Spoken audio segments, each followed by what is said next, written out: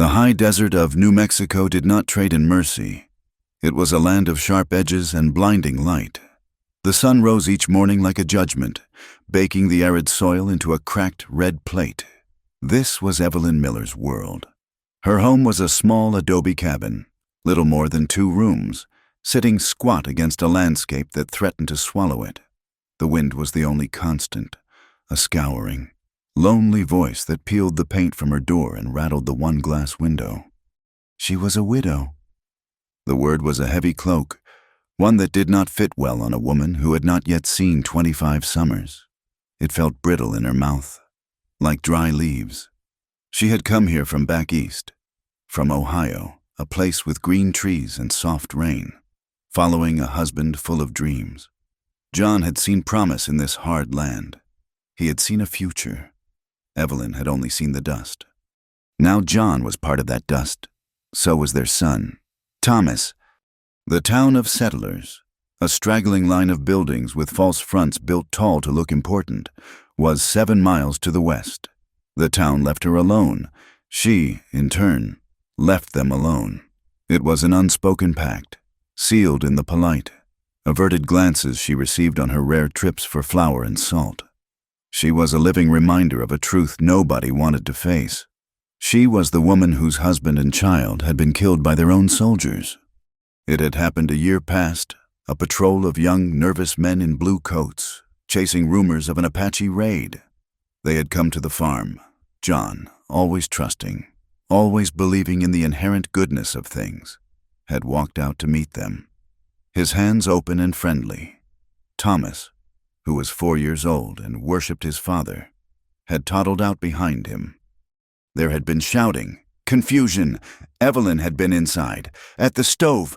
She heard the first shot. It sounded like a log splitting. When she ran out, the world had ended. The soldiers had been full of apologies and explanations. A mistake, a tragic, terrible mistake. They had thought John was reaching for a weapon. They had not seen the boy. Their words had been as empty as the wind. They had ridden away, leaving her with 2 bodies and a silence so profound it had its own sound. So now she lived with ghosts. She worked the small plot of land, tending a garden that spat back her efforts, milking the one bony cow that had survived. The work was hard, a physical punishment that she welcomed. It was the only thing that could quiet the voices in her head. Her loneliness was a physical presence, a cold shadow that sat with her at her small table. She was a woman hollowed out by loss. This territory was a contradiction. It was a place of breathtaking beauty.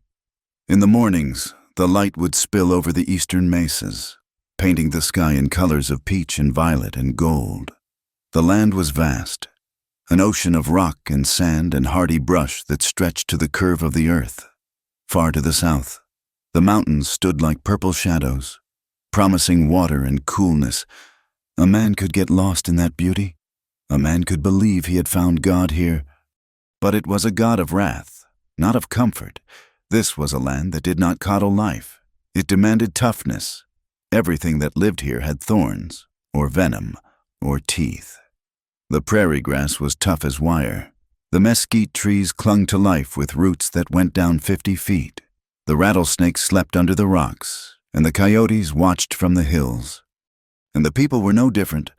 There were the settlers, trying to scratch a life from the dirt, their faces already worn down by the sun and the wind. There were the miners, chasing rumors of silver, their eyes wild with a fever that burned hotter than the sun. There were the outlaws, men who had found that taking was easier than making. And there was the army, trying to impose order on a land that refused it. And there were the Indians, the Navajo, the Apache, the Ute, the people who had been here first, who knew the land's secrets. They were being squeezed, pushed onto reservations, hunted when they refused. The blue coats of the soldiers were a constant presence, a sign that the old world was ending, and a new, violent one was being born. This was a place where freedom meant the right to fight for your next breath. Evelyn understood the violence. It was not an abstract idea to her. It was the smell of gunpowder and the sight of a small, red-stained shirt. Her fear was a constant, metallic taste in her mouth. She kept the old shotgun John had owned loaded and propped by the door. At night, she did not just lock the door. She barred it with a heavy wooden beam that took all her strength to lift. This night, the wind was a living thing. It howled like a mourner, clawing at the little cabin, trying to find a way in. Sand and grit peppered the window. Evelyn sat by the fire, her hands busy with mending. She was patching one of John's work shirts. The task was pointless. He would never wear it again. But her hands needed to move. The fire popped, casting shadows that leaped and swayed like dancers. She heard the sound over the shriek of the wind. It was a dull thud, like a sack of grain falling. She went still. Her needle stopped halfway through the blue cotton. She listened. Only the wind. She let out her breath. It was just her nerves. Her nerves were always playing tricks on her, filling the silence with imagined footsteps. Then it came again, a scraping, a low, pulling sound, like something heavy being dragged across the packed dirt of her porch. Her heart leaped into her throat. It was not the wind. It was not her nerves. Someone was outside her door. Cold terror, sharp and immediate, seized her. She did not breathe. She did not move. Her eyes darted to the shotgun. It was 6 feet away, an impossible distance. A low groan. It was a man's voice, thick with pain. Evelyn's mind raced. A traveler lost in the storm, an injured cowboy from one of the ranches to the south, or a bandit, an outlaw, wounded, looking for a safe place to die, or to kill. She slid off her chair, her stockinged feet making no sound on the wooden floor. She crept toward the door, her body pressed low. "Who is there?" she called out. Her voice was a thin, wavering thing, barely louder than the wind. The only answer was another groan, followed by a heavy slump, a body falling. This was it. This was the moment she had been dreading for a year. The violence of the land had come to her door again. "I have a gun," she said, louder this time, trying to put iron in her voice. "I will shoot through the door." Silence, not even a groan. Had he died, or was he waiting? She waited, her body trembling so hard her teeth clicked together. 1 minute, 2, nothing. She could not just leave him there. If he was dying, she thought of John, lying in the yard. Had he groaned like that? Had he called for her? This was foolishness. This was how a lone woman signed her own death warrant. But she was already moving. She grabbed the shotgun, its weight familiar and cold. She held it in one hand, pointed toward the door. With her other hand, she reached for the bar. It felt impossibly heavy. She eased it back, wincing at the scraping sound. She cracked the door open an inch. Cold, wet air blasted her face. It was not just wind. It was spitting rain. She saw nothing in the blackness. "Hello?" A shuffling sound from below. She looked down. A man was collapsed on her doorstep, trying to push himself up with one arm. He was an Indian. Evelyn recoiled, nearly slamming the door shut. She stared at him through the crack. He was a Navajo warrior. There was no mistaking the leather clothing, the turquoise beads woven into his long, black hair. He was the enemy the soldiers hunted. He was the reason her life was empty. Maybe he was one of the raiders they had been hunting that day. The thought was a cold, sick twist in her stomach. He looked up, and his eyes found hers in the dark. They were black, deep, and blazing with a desperate light. He was young, maybe her age, but his face was carved with lines of pain and exhaustion. His entire right side was a dark, wet mass. Blood. He was bleeding heavily. He saw her revulsion. He saw her fear. He saw her hand on the door, ready to close it, to lock him out, to leave him to the wind and whatever hunted him. He tried to speak. His lips, cracked and pale, formed a word. It sounded like please. Evelyn's knuckles were white on the door. Her mind was a battlefield. He is the enemy. He is danger. He is why John is dead. But her body would not obey. She would not shut the door. The man's strength gave out. His arm buckled. He started to fall forward, into the doorway. As he fell, he twisted. A sharp cry of agony ripped from him. He was protecting something. He was holding a bundle against his chest, wrapped in a faded, striped blanket. And the bundle was crying. A thin, weak, terrifyingly small sound. Evelyn's world, which had been frozen in terror, suddenly snapped into sharp focus. It was a baby. The warrior, his last bit of strength gone, lay half across her threshold. He could not lift his head, but he used his one good arm to push the tiny, crying bundle forward, across the wooden floor, toward her, toward the firelight. He loosed his grip on the blanket and collapsed, his face hitting the floorboards. He was unconscious, or dead. Evelyn did not look at him. She stared at the bundle. It was a baby, an Indian baby. It was so small, its face red and wrinkled, its tiny mouth open in a hungry wail. Evelyn stood frozen, the shotgun heavy in her hand, the door wide open, the storm blowing rain into her home. Her cabin was no longer empty. The silence was broken. The high, thin wail of the infant cut through the storm's roar, slicing directly into the hollow space where Evelyn Miller's heart had been. For a full, frozen minute she had stood, a creature of pure, cold terror, the heavy shotgun in her hand, the wind and rain violating the sanctity of her home. Before her lay the man, an enemy, a savage in the eyes of all she knew, collapsed in a pool of his own blood, and beside him, the impossible, a baby. Her mind screamed at her. Slam the door, bar it, he is dying anyway. Let him die outside. It is not your fight, it is his. But the baby cried again. It was a sound of such desperate, helpless need that it bypassed her mind entirely. It was the sound that had been torn from her life a year ago. The sound of a small, demanding life that her body was built to answer. Her hands were shaking so violently she could barely feel the wooden stock of the gun. She did not make a conscious choice. Her body simply moved. She leaned the shotgun against the wall by the door, the metal clicking softly against the adobe. Her hand, free now, reached down, not for the man, but for the small, blanketed bundle. She lifted it. The weight was shockingly small, a few pounds of life, nothing more. She pulled it to her chest, a gesture as old as time, her body curving around it, shielding it from the wind that still gusted through the open door. The baby's cry hitched, then quieted to a low, miserable snuffing sound as it felt the warmth of her body. Evelyn stood, clutching the child, and looked down at the man. He was unmoving. He was a large man, broad-shouldered, his body long and lean with muscle. He was an obstacle of flesh and wet leather, lying half in and half out of her home. Leaving the door open was not an option. He had to come in, or he had to go out. And she had already taken the child. "God help me," she whispered to the wind. The words were not a prayer, but a curse. She laid the baby in her own rocking chair by the fire, tucking the blanket tightly. Then she turned back to the door.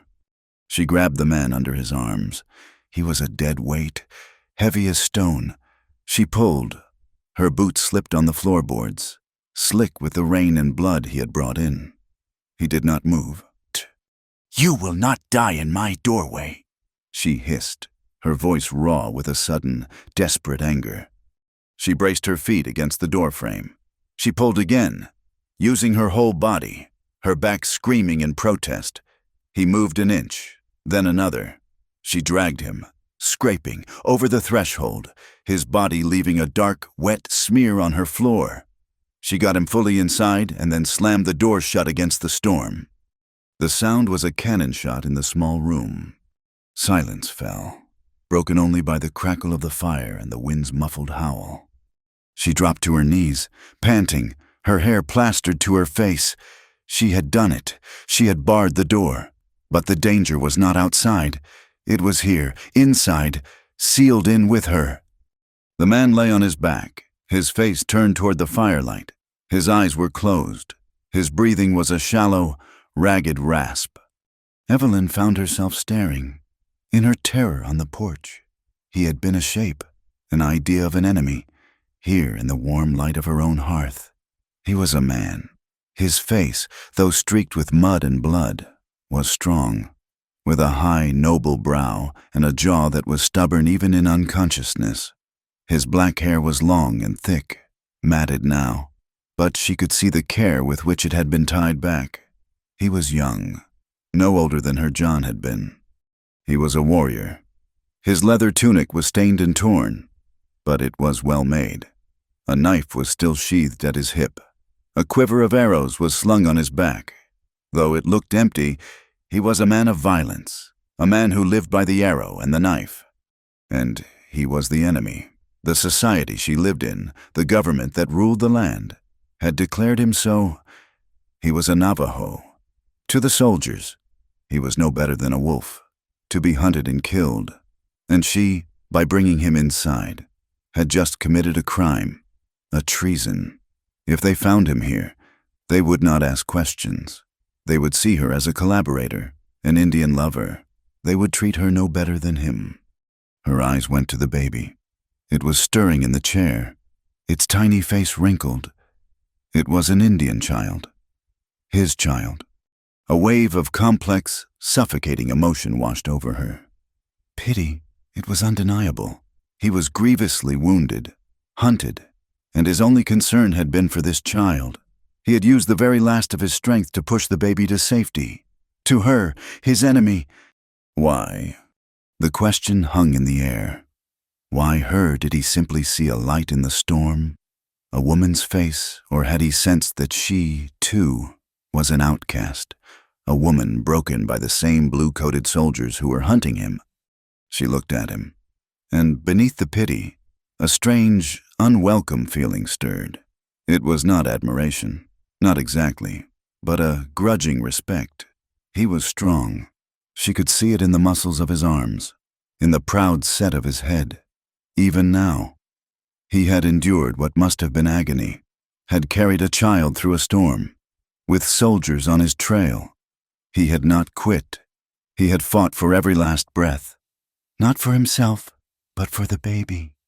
This was not the savage monster of the stories she heard in town. This was a man of terrifying resilience. Her fear returned, cold and sharp. She was a fool, a sentimental fool. She was alone, 7 miles from town, with a wounded, armed warrior and a strange baby. What was she thinking? She should drag him back out. Take the baby to the town.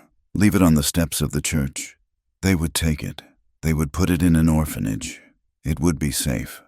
She looked at the baby, and the image of her Thomas, pale and still in his small coffin, rose in her mind. She could not abandon this child. And if she could not abandon the child, what of the man? He had saved the baby. He had trusted her. To take the child and leave him to die would be a monstrous act. It would be a betrayal so profound she did not think she could live with it. She was trapped by her own compassion, trapped by the cry of a child and the desperate, trusting act of a dying man. She moved toward him. She had to see how bad it was. She knelt beside him. The smell of wet leather, sweat, and copper-sharp blood filled her senses. She had to get the wet tunic off him. Her hands hesitated. It felt like a violation. He was a stranger, an enemy. "Forgive me," she whispered, though she did not know who she was talking to. God, the man, her dead husband. Her fingers fumbled with the wet ties of his tunic. They were knotted tight. She gave up and went to her sewing basket, retrieving a small, sharp knife. She returned to him and, bracing herself, slid the blade under the leather at his shoulder and began to cut. The material was thick and tough. It fought her, but she worked with a grim determination, cutting up the side, away from the dark stain of the wound. She pulled the garment open. His skin was a warm, copper brown, slick with rain and sweat. He was lean, but his chest and shoulders were powerful. A web of old scars, white and silver, marked his skin. This was not the first battle he had survived. And then she saw the wound. It was on his right side, just under his ribs. It was a bullet hole. It was ragged, ugly, and dark. It was not bleeding heavily now, which she thought was a bad sign. It meant the bleeding was happening inside. He was burning with fever. His skin was hot to the touch, a dry, dangerous heat. He would die. She was sure of it. He would die here, on her floor. And then she would have 2 bodies to bury. And a baby. Her stomach twisted. She felt sick. This was impossible. She was not a doctor. She was not a nurse. She was a widow who could barely keep herself alive. The man groaned, a low, thick sound in his throat. His eyelids fluttered. Evelyn scrambled back, her heart hammering. He was not going to die just yet. He opened his eyes. They were not the blazing, desperate eyes from the porch. They were dull, clouded with pain and fever. They struggled to focus on her. He saw her, kneeling a few feet away, the knife in her hand. A spark of the warrior returned. His hand moved, instinctively, toward the knife at his own hip. Evelyn dropped her knife. It clattered on the floor. She raised her hands, palms out. I am not hurting you, she said. Her voice was shaking. I am trying to help. He stared at her. He did not seem to comprehend her words. His gaze drifted past her, searching the room, frantic. The baby, Evelyn said quickly, pointing. The baby is safe. By the fire. His eyes followed her finger. He saw the small bundle in the chair. The tension in his body eased, just slightly. He looked back at her. His gaze was intense, searching, trying to read her, to understand what was happening. He tried to speak. His dry, cracked lips moved. A single word, a harsh whisper, came out. It was not in English. Then his eyes rolled back in his head, and he was unconscious again.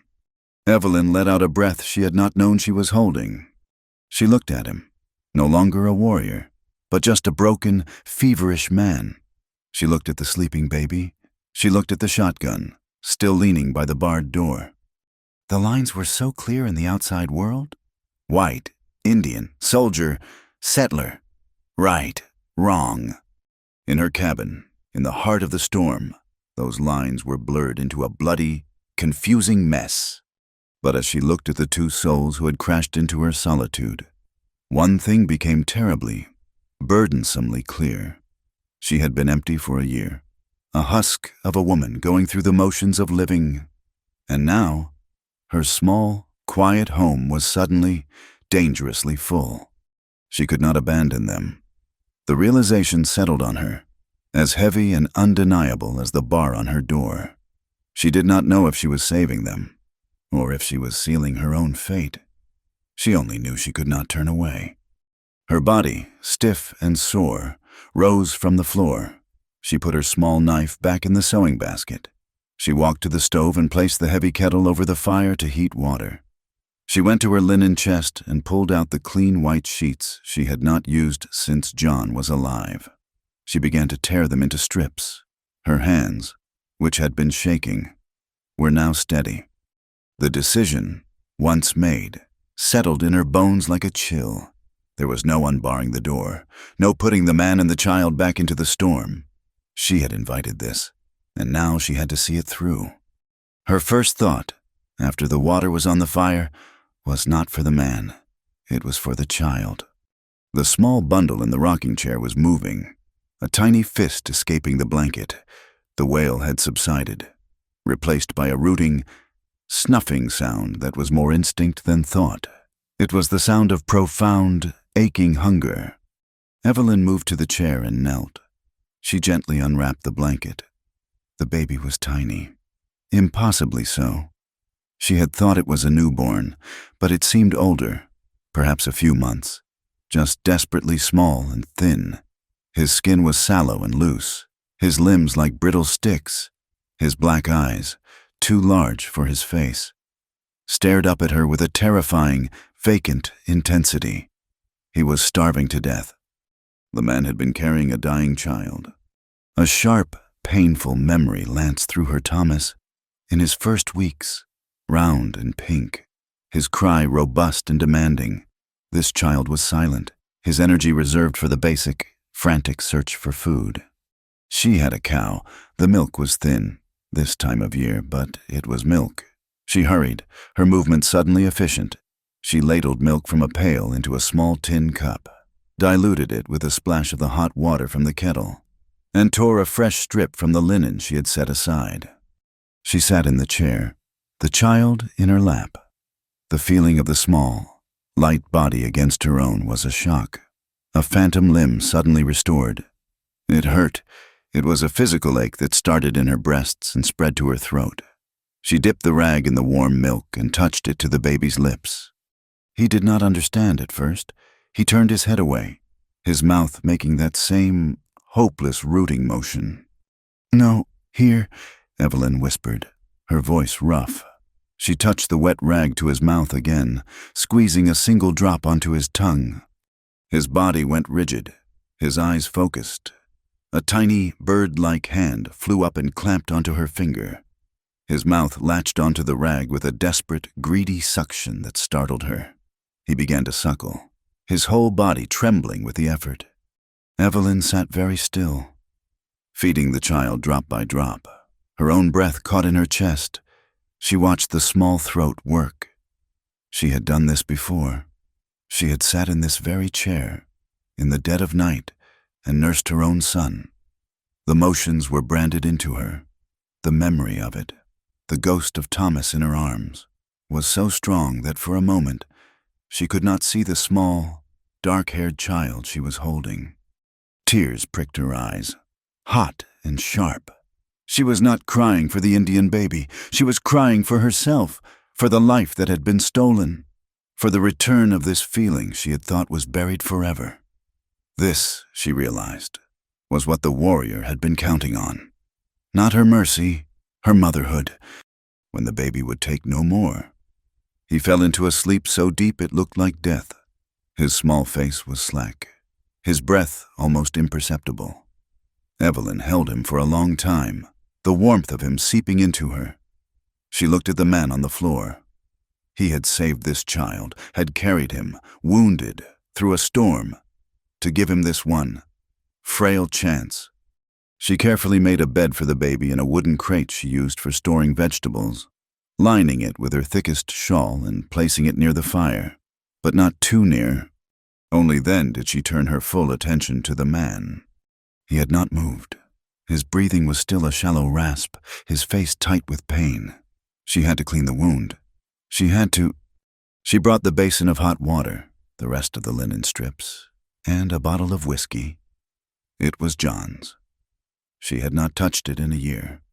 She also brought her sewing needle and strong thread. Though the sight of the wound had made her stomach clench, she did not think she had the skill to sew flesh. She knelt beside him again. This was harder than feeding the baby. This was an intimacy that terrified her. She was a respectable woman, a widow, and this man was a savage. He was the enemy. This was the lie the town lived on. The lie the soldiers told. She looked at his face, at the lines of exhaustion and pain. He was just a man. She steeled herself. She took the knife she had used before and cut away the rest of his leather tunic and the breechcloth beneath it, pulling the wet, bloody material away from his skin. He was naked to her now, from the waist down, save for his moccasins. She tried to cover him with a corner of the blanket she had fetched, but it was awkward. She forced herself to be clinical, to see him not as a man, but as a problem to be solved. His body was a map of a hard life. The old scars were stark against his coppery skin. She saw a long, puckered line along his ribs, as if from a lance. Another scar, a deep indentation on his thigh, looked like an old arrow wound. This man's body told a story of violence and survival that she could barely imagine. And he was strong, even in this weakened state. His muscles were clearly defined, taut and powerful. He was a man built for the hardness of this land. Evelyn took a deep breath. She dipped a cloth in the hot water and whiskey. She hesitated, her hand trembling above his skin. "This is going to hurt," she said, her voice barely a whisper. "I am sorry." She pressed the cloth to the edge of the wound. The man's body reacted even before his mind could. He didn't wake, but a low, guttural moan was torn from his chest. His entire body tensed, his legs drawing up, his hands clenching into fists. Evelyn flinched back, her heart pounding. She had hurt him. She forced her hand to be steady. "I have to," she said, as much to herself as to him. She began to clean the wound, her touch as gentle as she could make it, but firm. The bullet had entered his side, just below the ribs, and seemed to have torn through. There was no exit wound she could find. It was lodged in him, deep. She would not be able to get it out. She did not have the tools or the knowledge. To try would be to kill him. All she could do was clean it. She worked meticulously, her shame at his nakedness replaced by a grim focus. She cleaned away the blood, the dirt, and the bits of leather from his garment that were stuck to the wound. He was burning with fever. His skin was dry and hot, and he shivered violently under her touch. Though the cabin was warm, he was delirious, he began to murmur, his head tossing back and forth on her floor. The words were in his own language, a rhythmic, pained chanting. It was not a plea for help. It sounded like a report, like a man telling a story, or a warrior giving an account of his battle. The words were soft, but his voice was full of a deep, resonant sorrow. Evelyn stopped, her hand frozen. She was listening to this man's private grief. She was touching his broken body, and he was revealing a small piece of his broken soul. This intimacy was more profound than any she had ever known. Even with her husband, she was seeing this man in his most vulnerable state, a warrior stripped of his weapons, his strength, and his dignity, his mind wandering in the land of fever dreams. And in that vulnerability, she saw a profound, unshakable strength. She saw the iron will of a man who had faced unimaginable loss and had kept walking, had kept fighting, had kept protecting the child in his arms. Her fear of him, the ingrained terror of the savage, began to dissolve. It was replaced by something else, a strange, powerful empathy. He was not her enemy. He was a man who had, like her, lost everything. The soldiers who had killed her husband and son were the same men, in the same blue coats, who had put this bullet in his side. This realization was a physical shock. It settled in her chest, a cold, hard weight. She and this man, the Navajo warrior, they were on the same side, the side of the hunted. She had to save him. She finished cleaning the wound. It was an ugly, dark hole. She knew it would likely fester. She took the bottle of whiskey again. "God forgive me," she whispered. She poured a small stream of the raw alcohol directly into the wound. The man's reaction was terrifying. He did not scream. He could not, but his body arched off the floor in a single, violent spasm. His eyes flew open, black and wide, staring at the ceiling, seeing not her, but the heart of his agony. A choked, strangling sound came from his throat. Then he fell back, utterly limp. His breath, which had been ragged, stopped. "No," Evelyn breathed, her hand flying to his chest. For a terrible second, there was nothing. Then a shudder ran through him, and he took a long, gasping, rattling breath. And another. He was alive. He had slipped back into unconsciousness, but this time it was deeper. Evelyn's own body was slick with sweat. She was shaking. She took her cleanest linen strips and began to bind his torso, wrapping the bandage tight, trying to hold him together. When she was finished, she dragged him, with immense effort, onto the straw-filled pallet that had been her bed. She covered him with her thickest blankets. She slumped into her rocking chair, exhausted. The storm outside had passed, the wind had died, and the silence that was left was heavy, broken only by the man's labored breathing and the baby's soft sighs.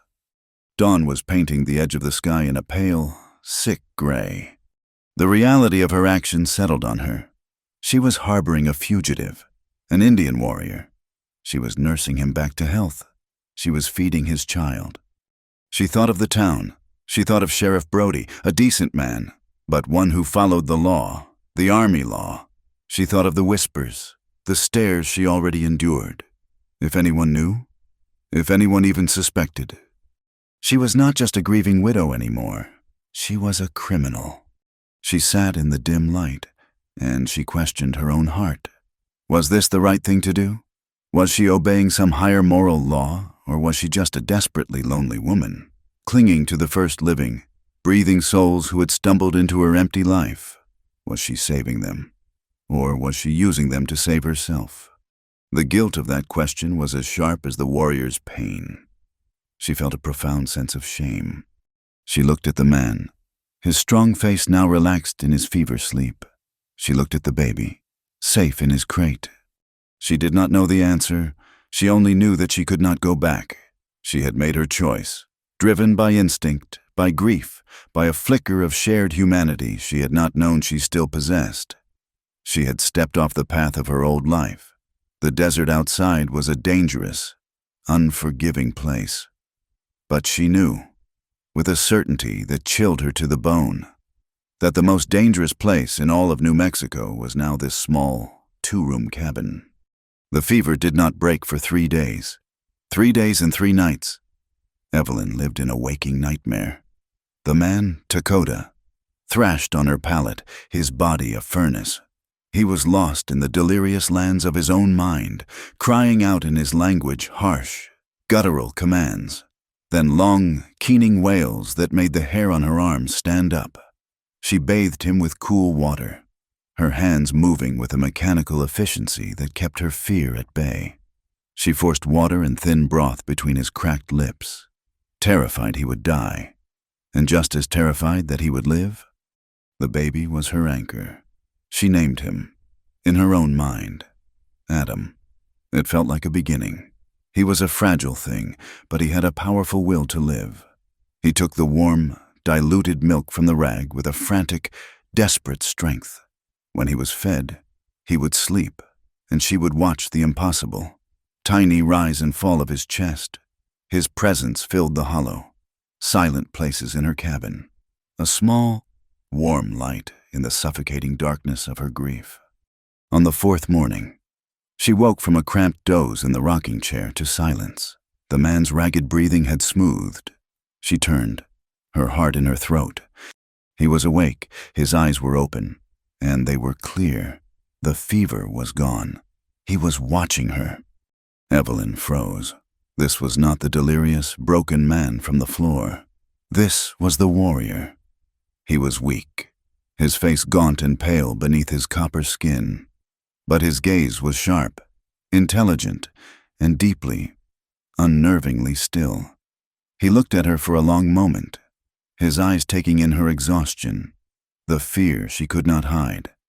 Then his gaze moved, finding the baby sleeping in the crate. A profound, almost imperceptible softening happened in his face. He looked back at her.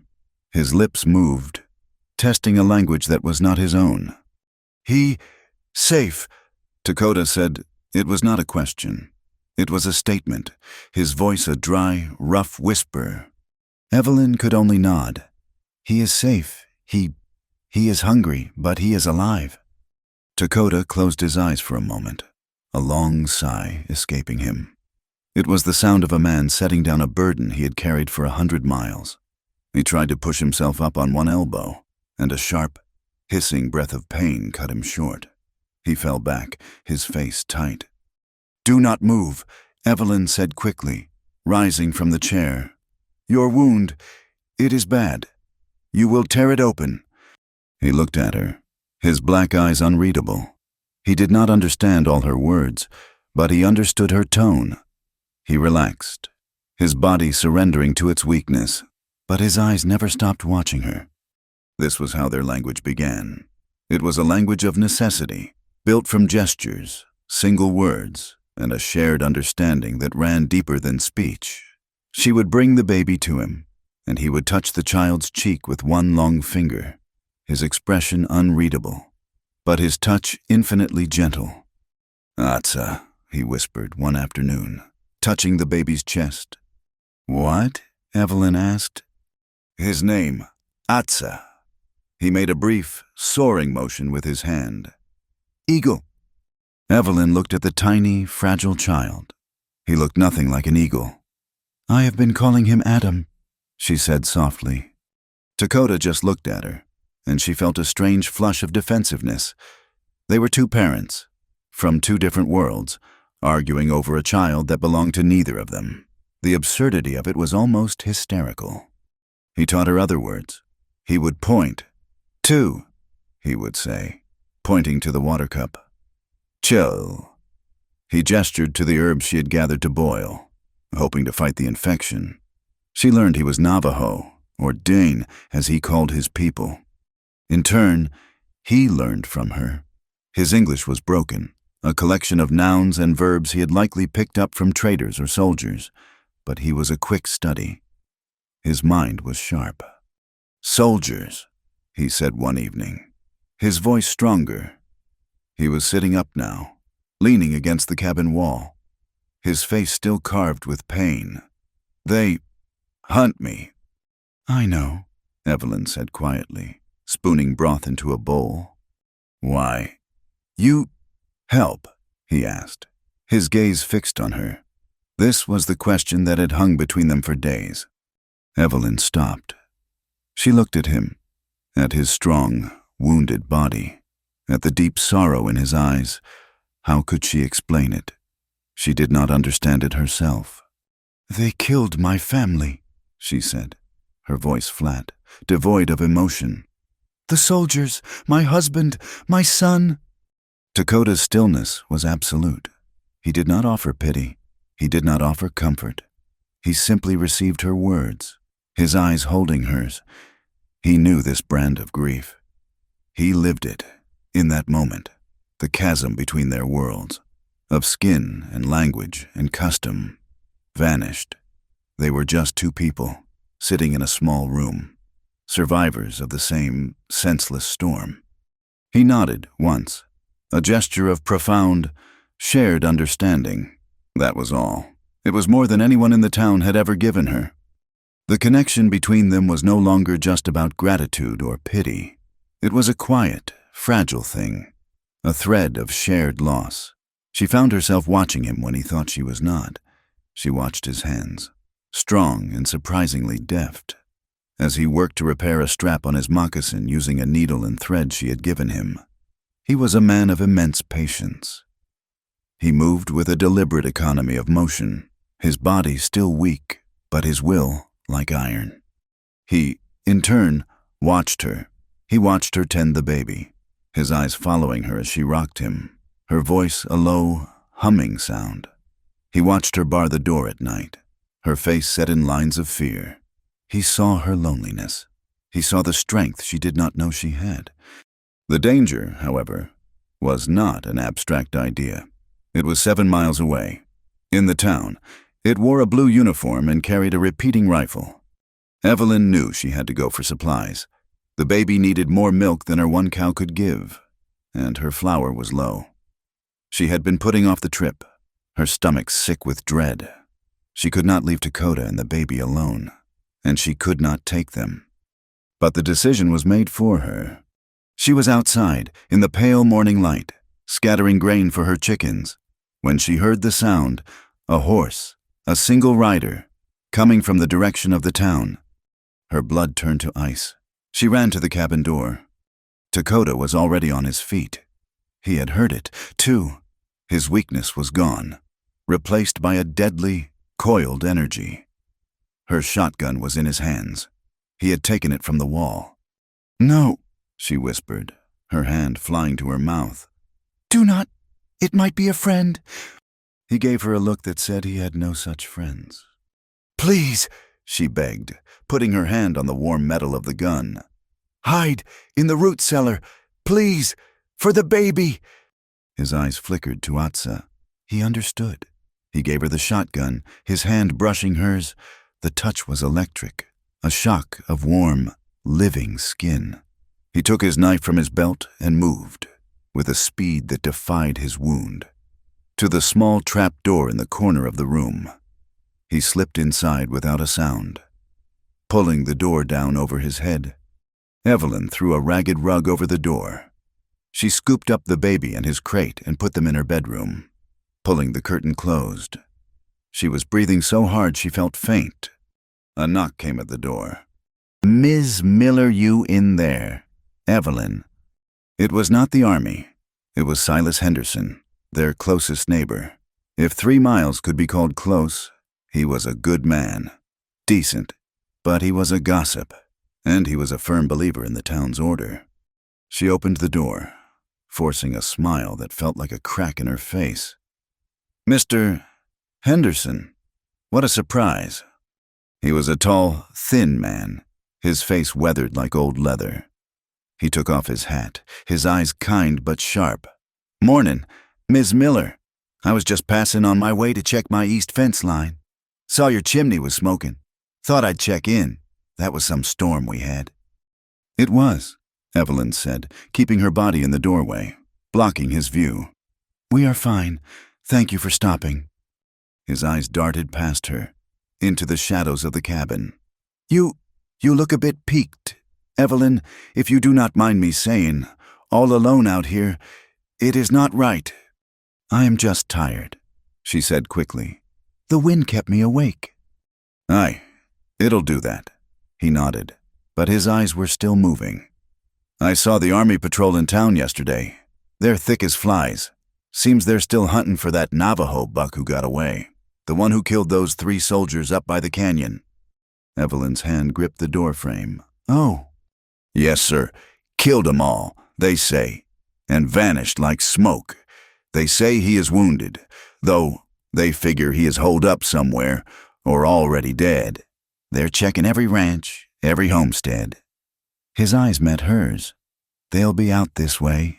You have not seen anything strange. Have you tracked smoke?" Her heart was a drum. This was it, the moment. "No, Mr. Henderson. Nothing but coyotes and the wind, as always." He held her gaze for a long, uncomfortable moment. He was a man who knew this land. He probably knew she was lying. He could probably smell the lingering scent of fever and fear. "Well," he said slowly, putting his hat back on, "you take care of yourself. Evelyn, it is a dangerous time to be alone." He paused. "If you see anything at all, you let the sheriff know. It is for your own safety." "I will," she said, her voice a dry reed. "Thank you, Mr. Henderson." He turned his horse and rode away. He did not look back. Evelyn slammed the door and barred it. She leaned against it, her entire body shaking. The rug in the corner moved. Dakota pushed the trapdoor open. He emerged, his face a mask of cold fury. He had heard every word. "They come," he said. It was not a question. "Yes," Evelyn whispered. "They will come here." They looked at each other. The unspoken truth was now a living, breathing thing in the small cabin. She had made her choice, but the world was coming to take that choice away. "We cannot stay," she said. It was not her decision to make, or his. It was the only decision left. He nodded, his jaw tight. "They come, we go." He was still weak. He was in no condition to travel, let alone run, and she had a baby to carry. It was suicide. "Where?" she asked, her voice hollow. Dakota walked to the open door, his body stiff. He looked south, toward the jagged purple line of the mountains that shimmered in the distance. "The mountains, my people, are there, maybe." It was a frail hope, but it was the only one they had. Evelyn looked around the cabin. This small, 2-room box held everything she had left of her old life. John's chair, Thomas's small, empty cot in the corner of her bedroom, the stove they had saved for a year to buy. To leave meant abandoning the last pieces of them. To leave meant accepting they were truly gone. She looked at Dakota, who stood straight, a wounded warrior, ready to fight or die, but not to be caged. She looked at Atsa, or Adam, who was stirring in his crate. He was a new life, a life that depended entirely on her. Her cabin was not a home. It was a tomb. She had been hiding here, a ghost in her own life, for a year. "All right," she said, her voice quiet but firm. The tremor was gone. "We go." The decision broke the spell. They moved with a desperate, quiet urgency. They could not wait for nightfall. Henderson would be back, and he would have soldiers with him. She knew it. They had to leave now. She packed what she could: dried beans, flour, salt, her last bit of coffee, the whiskey bottle, half full, blankets, her sewing kit. She took John's rifle from the wall, and the last 2 boxes of cartridges. Dakota took his knife. He looked at his own torn, bloody clothing, which she had washed but could not mend. She went to her trunk and pulled out one of John's shirts. It was a plain, homespun cotton shirt. She handed it to him. He took it. Their eyes met. He did not speak, but his gaze was heavy. He pulled the shirt on over his bandaged torso. It strained across his broad shoulders, but it fit. A dead man's shirt on a hunted man. Evelyn strapped the baby to her chest using a shawl, the way she had seen Navajo women do. Dakota loaded her old mule with their supplies. His movements economical, his face set. He would ride her one good mare. He was too weak to walk far. She left the cabin door open. She did not look back. She mounted the mule, arranging the baby against her. Dakota climbed onto the mare, his body stiff with pain. He looked at her. "We go," he said. And they did. They left the small adobe cabin, the failed garden, the ghosts, Evelyn Miller, the Navajo warrior Dakota, and the child Atsa. They rode south, 2 fugitives and an infant, melting into the vast, indifferent wilderness. They were not just running from the soldiers. They were running toward the only thing they had left a chance. The wilderness did not welcome them. It received them with a dry, thorny indifference. They rode south, pushing the animals hard, not speaking. The only sounds the clap of the mare's hooves, the plodding of the mule, and the occasional, restless cry of the baby strapped to Evelyn's chest. Evelyn did not look back. She refused to.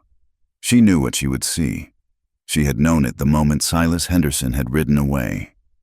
His kindness was the kindness of a civilized man, and civilization demanded order. She and Dakota were a violation of that order. Dakota looked back once. They had reached a high ridge, 4 or 5 miles south of the homestead. The sun was climbing, a merciless white eye. He pulled the mare to a halt and turned in his saddle. His body was rigid, every line of him tense. Evelyn stopped the mule beside him. She followed his gaze.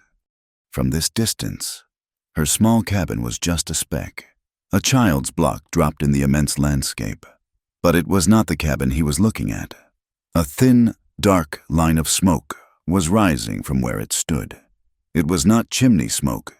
It was the thick, greasy, black smoke of a structure consumed. The soldiers had not wasted time. Henderson had ridden for them, and they had come. They had found the empty cabin, the tracks of 2 horses leading south. They had found the remnants of her treason, the blood-soaked bandages she had left behind, the small crate that had been a cradle, and they had passed their judgment. Evelyn watched the smoke rise, a dark stain against the hard blue sky. It was the last page of her old life, turning to ash. She had expected to feel a new wave of loss, a final, sharp grief for the things she had left. John's chair, Thomas's cot.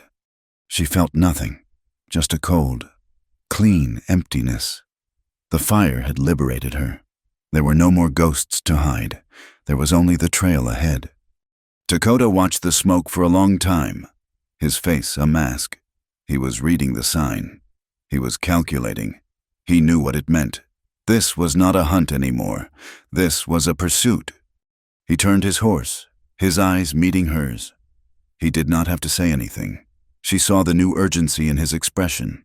He urged the mare forward, not along the open ridge, but down into a dry arroyo, its sandy bottom a treacherous path. but one that hid them from view.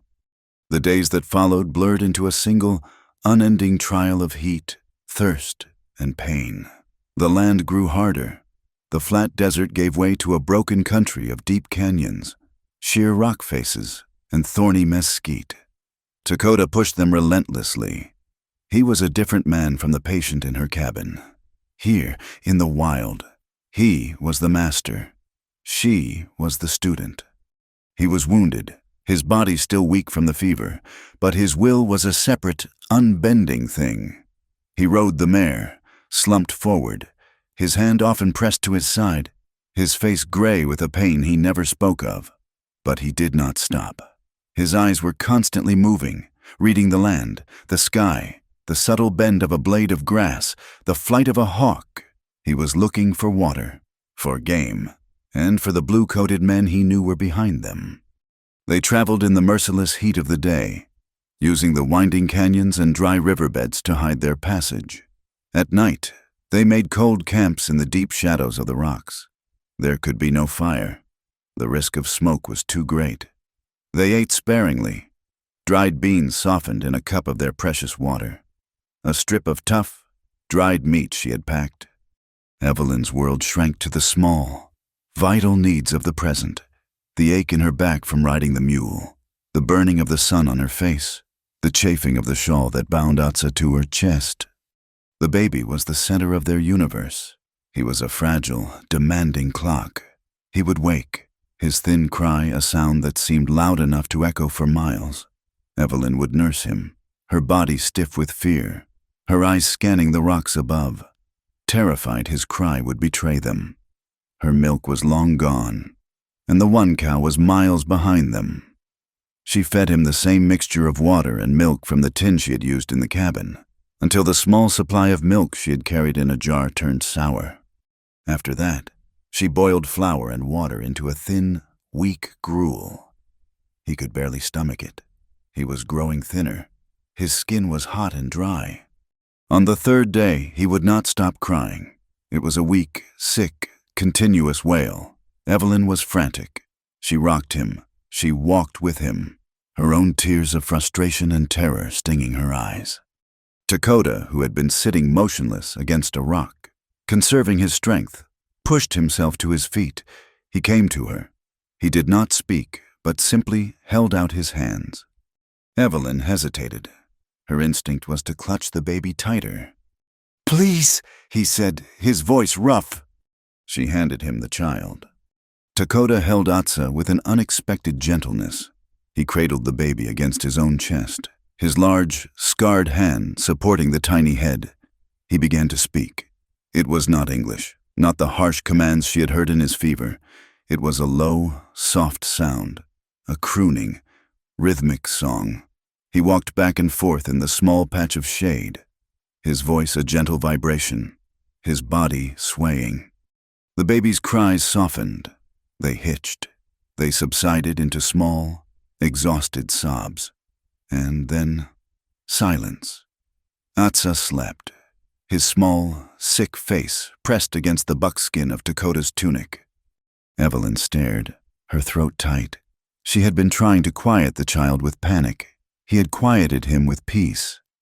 He had given the child a comfort that she, with all her frantic motherhood, could not. He looked at her, his expression unreadable. He did not return the baby. He sat back down against the rock, the child remaining asleep on his chest, a small, dark head tucked under his chin. He was protecting them both. The dynamic had shifted. In the cabin, she had been the healer, he the patient. Out here, she was the burden. She did not know the land. She did not know how to be silent. He was the warrior, the guide, the one who knew how to survive in a world that wanted them dead. She was in charge of the supplies. He was in charge of their lives. They developed a new language, one of quiet, shared tasks. She would clean and rebandage his wound every evening. It was an act of profound intimacy. She would unwrap the linen strips, her hands gentle. The wound was not healing. It was an angry, red weeping hole in his side. The skin around it was hot. The infection was deep. "This is bad," she said one night, her voice low. The moon was a thin sliver, casting just enough light to see. "I have had worse," he said, his voice tight with the pain her touch caused.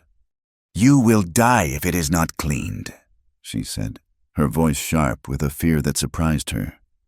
"Then I will die," he said, his voice flat. "No," she said, her voice fierce. She took the whiskey bottle from her pack. It was almost half full. He saw it. He knew what was coming. He did not flinch. He just nodded once. She poured the alcohol into the wound.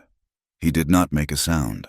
His entire body went rigid, his hands gripping the rock so hard his knuckles turned white.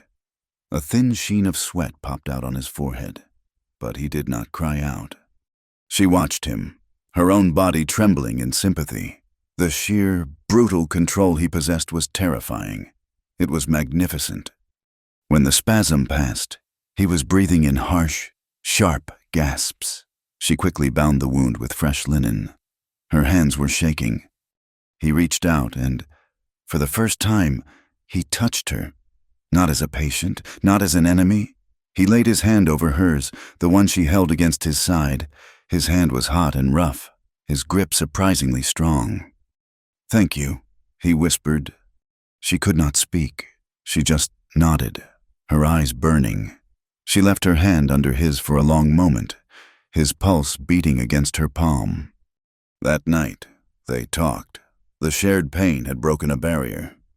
"Atsa," she asked, gesturing to the sleeping child, "he is your son." Dakota was quiet for a long time, staring into the darkness. "No," he said finally. "My sister's, she is gone." Evelyn did not need to ask how. The blue coats, the same story, over and over. "His father." "My friend, he died in the canyon, with the others." Dakota's voice was hollow, scraped clean of emotion.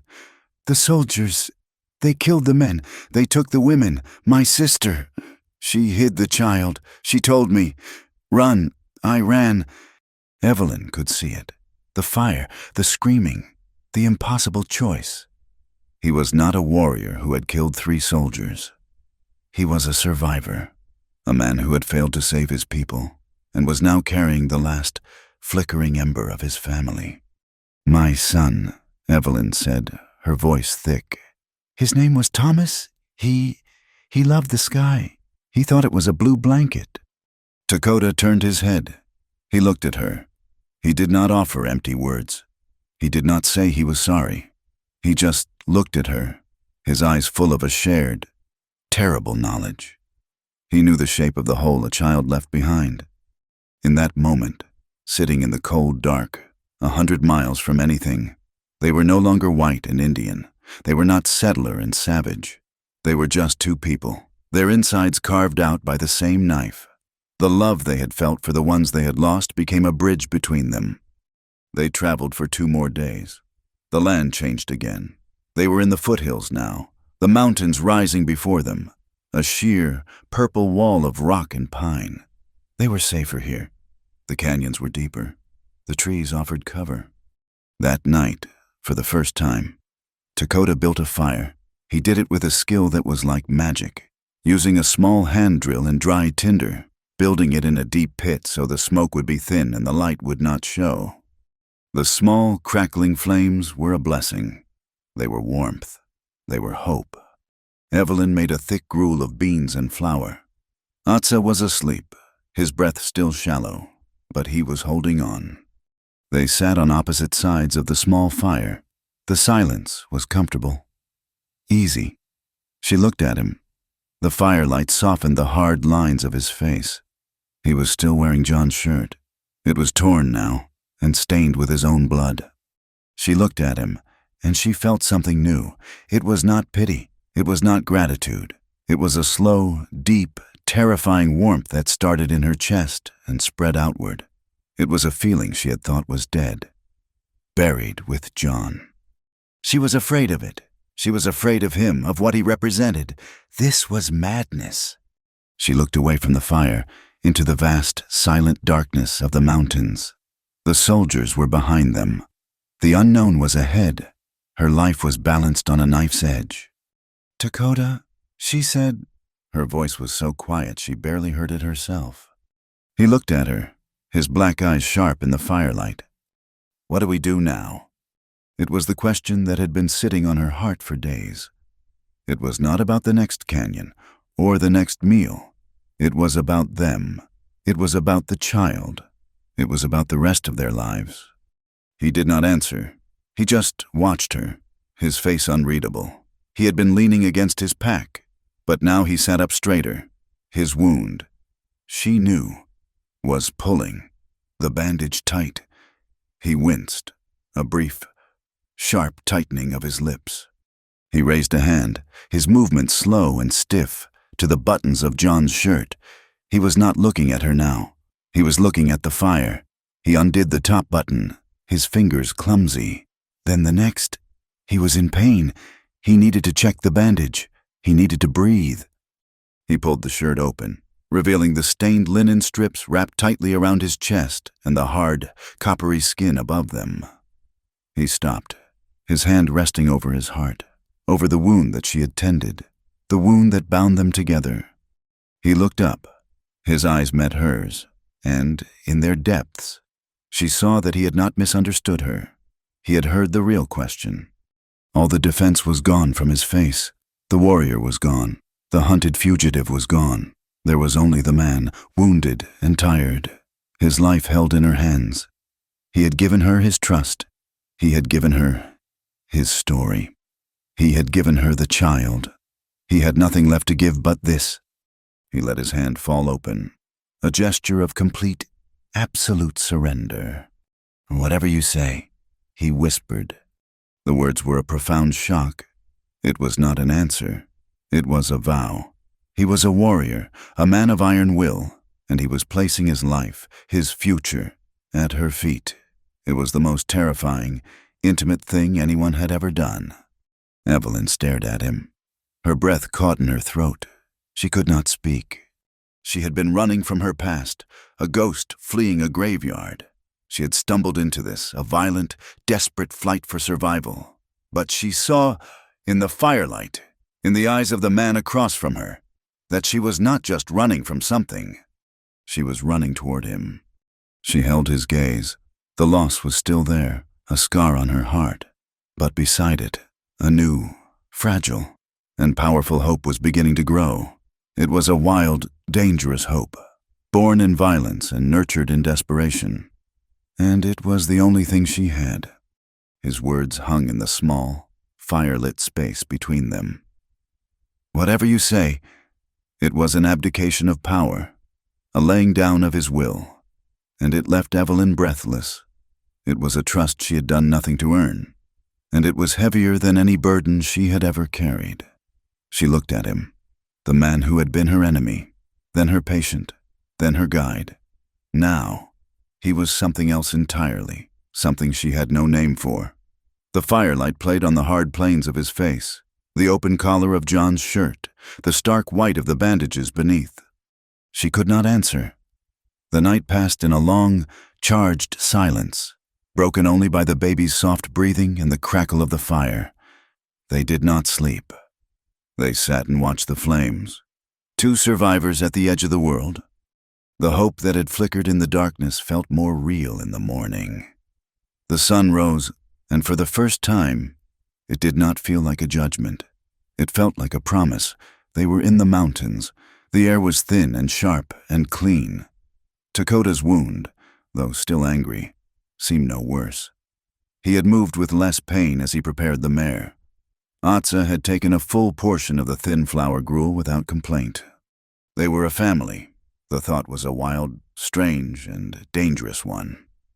A white widow, a hunted Navajo warrior, and a starving Indian child. They were a violation of every rule. And yet, here in the high, lonely wilderness, they were the only thing that made sense. They traveled for most of that morning, climbing higher, following a narrow, winding game trail that Dakota seemed to know by instinct. The world opened up below them, a vast, rumpled map of red rock and dark green juniper. Evelyn felt a lightness in her chest she had not felt in years. It was not just the altitude. It was hope. It was Dakota who heard it first. He did not stop. He did not look at her. His body simply went rigid in the saddle. He was a statue of listening muscle. "What?" Evelyn whispered, pulling the mule to a halt. He held up a hand for silence. Evelyn listened. She heard the wind in the pines. She heard the baby's soft breathing against her chest. Then she heard it. It was a sound that did not belong.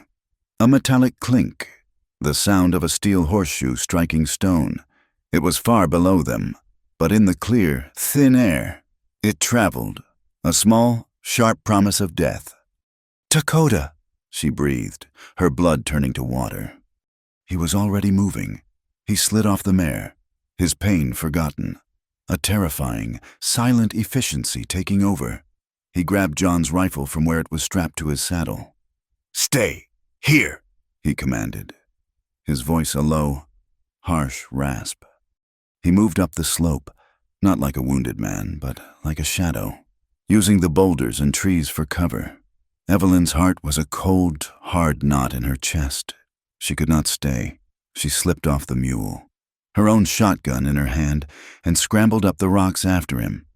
He reached a high ledge that overlooked the trail they had just climbed. He lay flat on his stomach, the rifle pushed out before him, and peered over the edge. Evelyn dropped beside him, her breath tearing at her lungs. She looked down. They were there. The blue coats. They were not a rumor, not a ghost. They were real. She counted 10.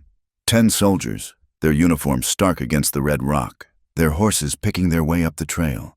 They were moving slowly, their heads down, tracking. They were following their trail. Silas Henderson had done his work. They were not a patrol.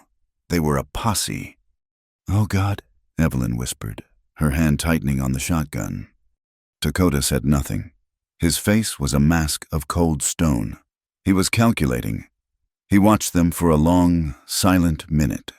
They were less than half a mile below. They were moving faster than he and Evelyn could. The mule was slow. He was wounded. They could not outrun them. He pushed himself back from the ledge, sliding down into the cover of the pines. He looked at her. His eyes were not afraid. They were cold, clear, and full of a terrible, final resolve. "They will not stop," he said. "What do we do?" she asked. The hope of the morning was a bitter ash in her mouth. This was it, the moment she had been dreading. Her mind, in a wild panic, offered her a way out. "They want him. Not you. You are a white woman. You can surrender. You can say he took you, a captive."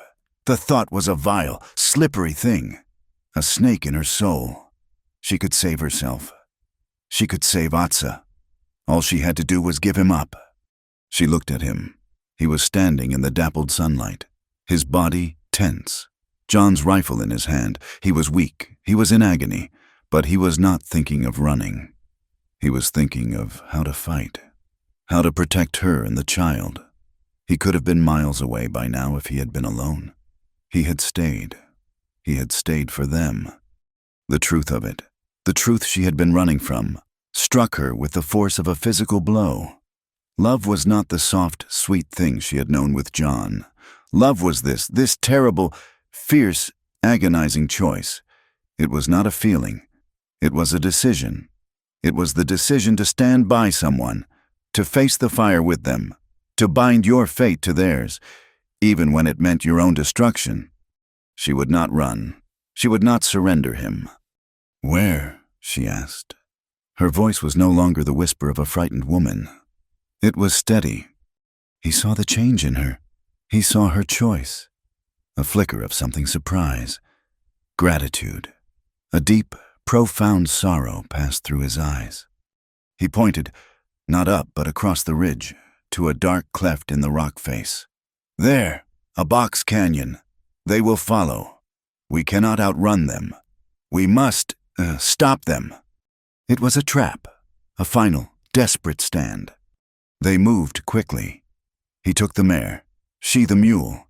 They scrambled across the rocky slope, their animals slipping and straining, and plunged into the narrow opening. The canyon was a tomb. It was a narrow, sheer-walled split in the mountain, perhaps 50 yards deep, ending in a solid wall of granite. A jumble of large boulders was piled near the end, as if a giant had tossed them there. It was a perfect place to be cornered and killed. "Take Atsa," Dakota said, his voice echoing slightly from the rock. "The rocks. Back there. Stay low. Do not make a sound, no matter what." He helped her off the mule. His hands were firm on her waist. He did not let go for a moment. He looked into her eyes. "You are strong, Evelyn," he said, "stronger than these rocks." He let her go. He took John's rifle. He took her shotgun. He took the 2 boxes of cartridges. He tethered the horses in the deep shadow, where they could not be seen from the entrance. Evelyn scrambled into the jumble of rocks. It formed a small, shallow cave, barely a hollow. She pressed herself against the cold stone. Atsa clutched to her chest. The baby, sensing her terror, was stirring, a small whimper in his throat. "Shh, shh, my Adam," she whispered, her hand covering his mouth, her body trembling. Dakota did not hide with her. He took his position behind a large boulder near the mouth of the small cave, a place where he could see the entrance to the canyon, but he was shielded from view. He laid the 2 guns on the rock, his knife at his hip. He was 1 wounded man against 10. The silence that fell was absolute. It was worse than the sound of the horses. It was the silence of a world holding its breath. Evelyn could hear her own blood, a frantic rushing in her ears. Then came the sounds, the clatter of hooves on the rock outside, the jingle of a harness, a low voice. "They went in here, Sergeant. Tracks are fresh." "A box canyon," another voice said, rough and nervous. "I do not like it.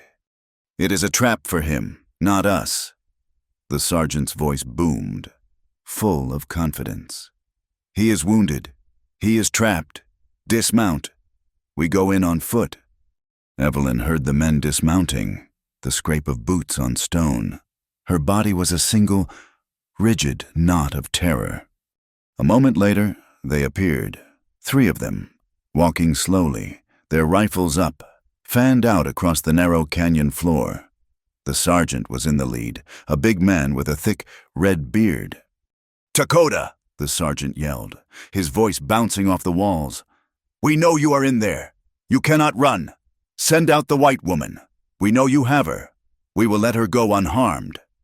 Evelyn's body tensed. "I am here, I am here." But she pressed her hand harder over Atsa's mouth, her eyes fixed on Dakota's back. Dakota did not move. He was a part of the rock, a predator, waiting. He let them come. They were halfway down the canyon now, growing more confident, their rifles lowering slightly. "A last chance. Indian," the sergeant yelled. Dakota fired John's rifle. The sound was a physical blow, a crack of thunder that shook the air. It was deafening. The soldier on the sergeant's right cried out, a high, thin sound, and collapsed, his rifle clattering on the stones. The canyon exploded into chaos. "Cover!" the sergeant roared. The remaining 2 soldiers dove behind rocks, and the air was filled with the whine of bullets. Lead spattered against the boulders, sending chips of stone flying. Evelyn screamed as a piece of rock stung her cheek, drawing blood. "Get in here, he is pinned," the sergeant roared to the men at the entrance. More soldiers ran in, firing as they came. The noise was a storm, a constant, deafening roar of gunfire. But Dakota was not pinned. He was not a soldier.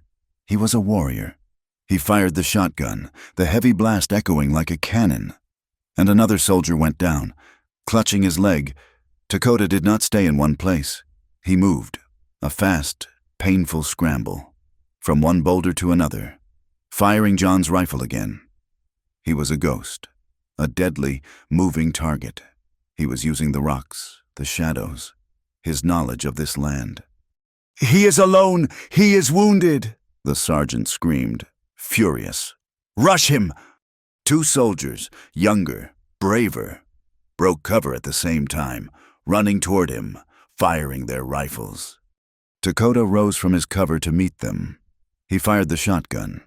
One of the men was thrown backward, as if by an invisible hand. But the other soldier was too fast. He fired his rifle. Dakota cried out. It was not a moan. It was a sharp, terrible, angry sound. The bullet struck him high in the left shoulder, spinning him around. He stumbled, falling back, his body hitting the rock wall hard. He slid to the ground. John's rifle fell from his grasp. "I got him!" the soldier shouted in triumph. "He is down." "No!" Evelyn screamed, her voice a raw tear in her throat. The soldier advanced, his rifle raised, a grim smile on his face. The sergeant and the others were moving up behind him. Dakota was on the ground. He was not dead. He was trying to push himself up with his one good arm. He was trying to reach for his knife. He was trying to put his broken body between her and the advancing men. "Mrs. Miller, get down. We are here to save you," the young soldier yelled, his eyes wide as he saw her emerge from the rocks. He thought she was a captive. He was lowering his rifle, his face full of confusion. "Evelyn," Dakota roared. "A warning." The sergeant was not confused. "He is alive. Finish him." The young soldier's head snapped back. He raised his rifle, his aim shifting from Evelyn, back to the true target, the man on the ground. Evelyn saw it all in a single, cold, clear moment. The soldier, the raised rifle, Dakota, helpless, trying to shield her. The truth, the choice. She was not a captive. She had the other rifle, the one she had taken from the mule. She had been clutching it, a useless, heavy piece of steel. Now, her hands moved. She did not know how. She raised it, just as she had seen John do. It was so heavy. "No!" she screamed. She pulled the trigger. The recoil was a mule's kick. It slammed her back against the rock wall, knocking the breath from her, and the rifle flew from her numb hands. The young soldier stood frozen. He looked at her. His face was a mask of pure, childlike surprise. He looked down at his chest, at the dark, blooming stain. He dropped his rifle. He sank to his knees, and then pitched forward onto the stones. Silence. A terrible, ringing, profound silence. The sergeant and the other soldiers were frozen, staring. They looked at the dead man. They looked at Evelyn, a wild-haired woman, blood on her cheek, standing over the body of a fallen Navajo warrior. This was not what they had expected. They had not come for this. She killed him," one of them whispered, his voice full of horror. "It is an ambush," another said, scrambling backward. "It is a trap." "Get the wounded," the sergeant commanded, his voice no longer a boom, but a hollow rasp. Get out now." They did not need to be told twice. They grabbed their wounded and their dead, and they ran, their boots scraping. A panicked, clumsy retreat. They fled the canyon. Evelyn stood, shaking, in the choking, acrid smoke. She could not breathe. She could not feel her arms. She had done it. She had killed a man, a boy. He could not have been more than 20. She had saved Dakota. She had saved herself. She turned. Dakota was slumped against the rock. He was alive. His eyes were open. He was watching her.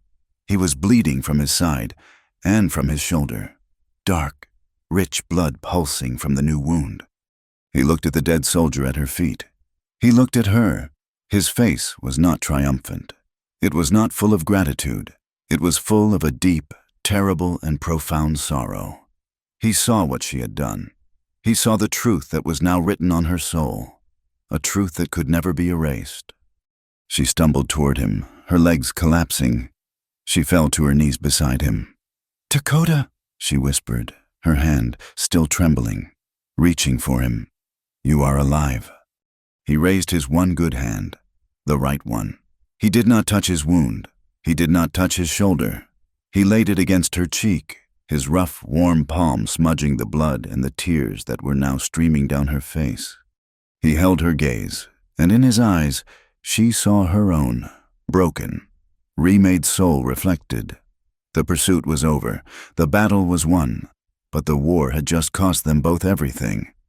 The silence in the canyon was a ringing, deafening thing. The echo of her shot, the last one, faded, leaving only the smell of sulfur and the sudden, awful stillness. The soldiers were gone. The panicked scrape of their boots, the frantic clatter of their retreat, all of it was swallowed by the rocks. They had left their dead. The young soldier she had shot lay 10 feet from her, his face in the dust, his boyish hair ruffled by the same breeze that now cooled the sweat on her face. Evelyn was on her knees, her body numb, her ears ringing. She was staring at Dakota. His hand, his good hand, was on her cheek. His thumb moved, a faint, weak stroke, wiping at the tears and the blood.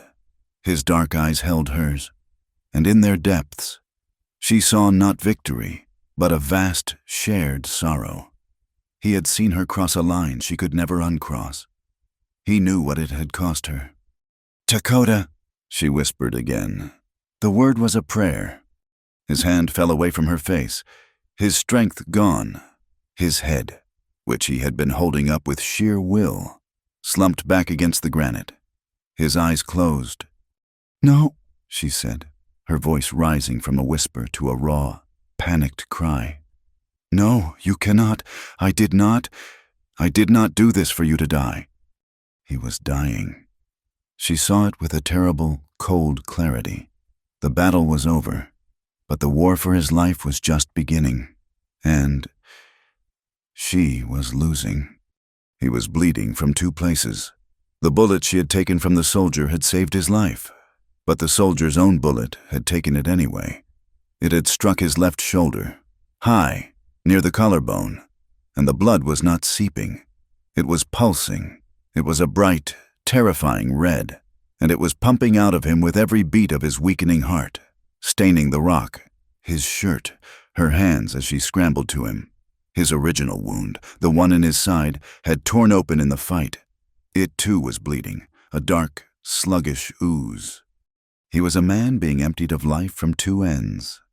"Help me," she begged, though there was no one to ask. She pressed her hands, both of them, hard against the wound in his shoulder, trying to staunch the flow. The blood was hot and slick, and it ran through her fingers. "Atsa!" she gasped, remembering the baby. She looked over her shoulder. He was still in the shallow cave, still wrapped in her shawl, but he was awake. He was screaming.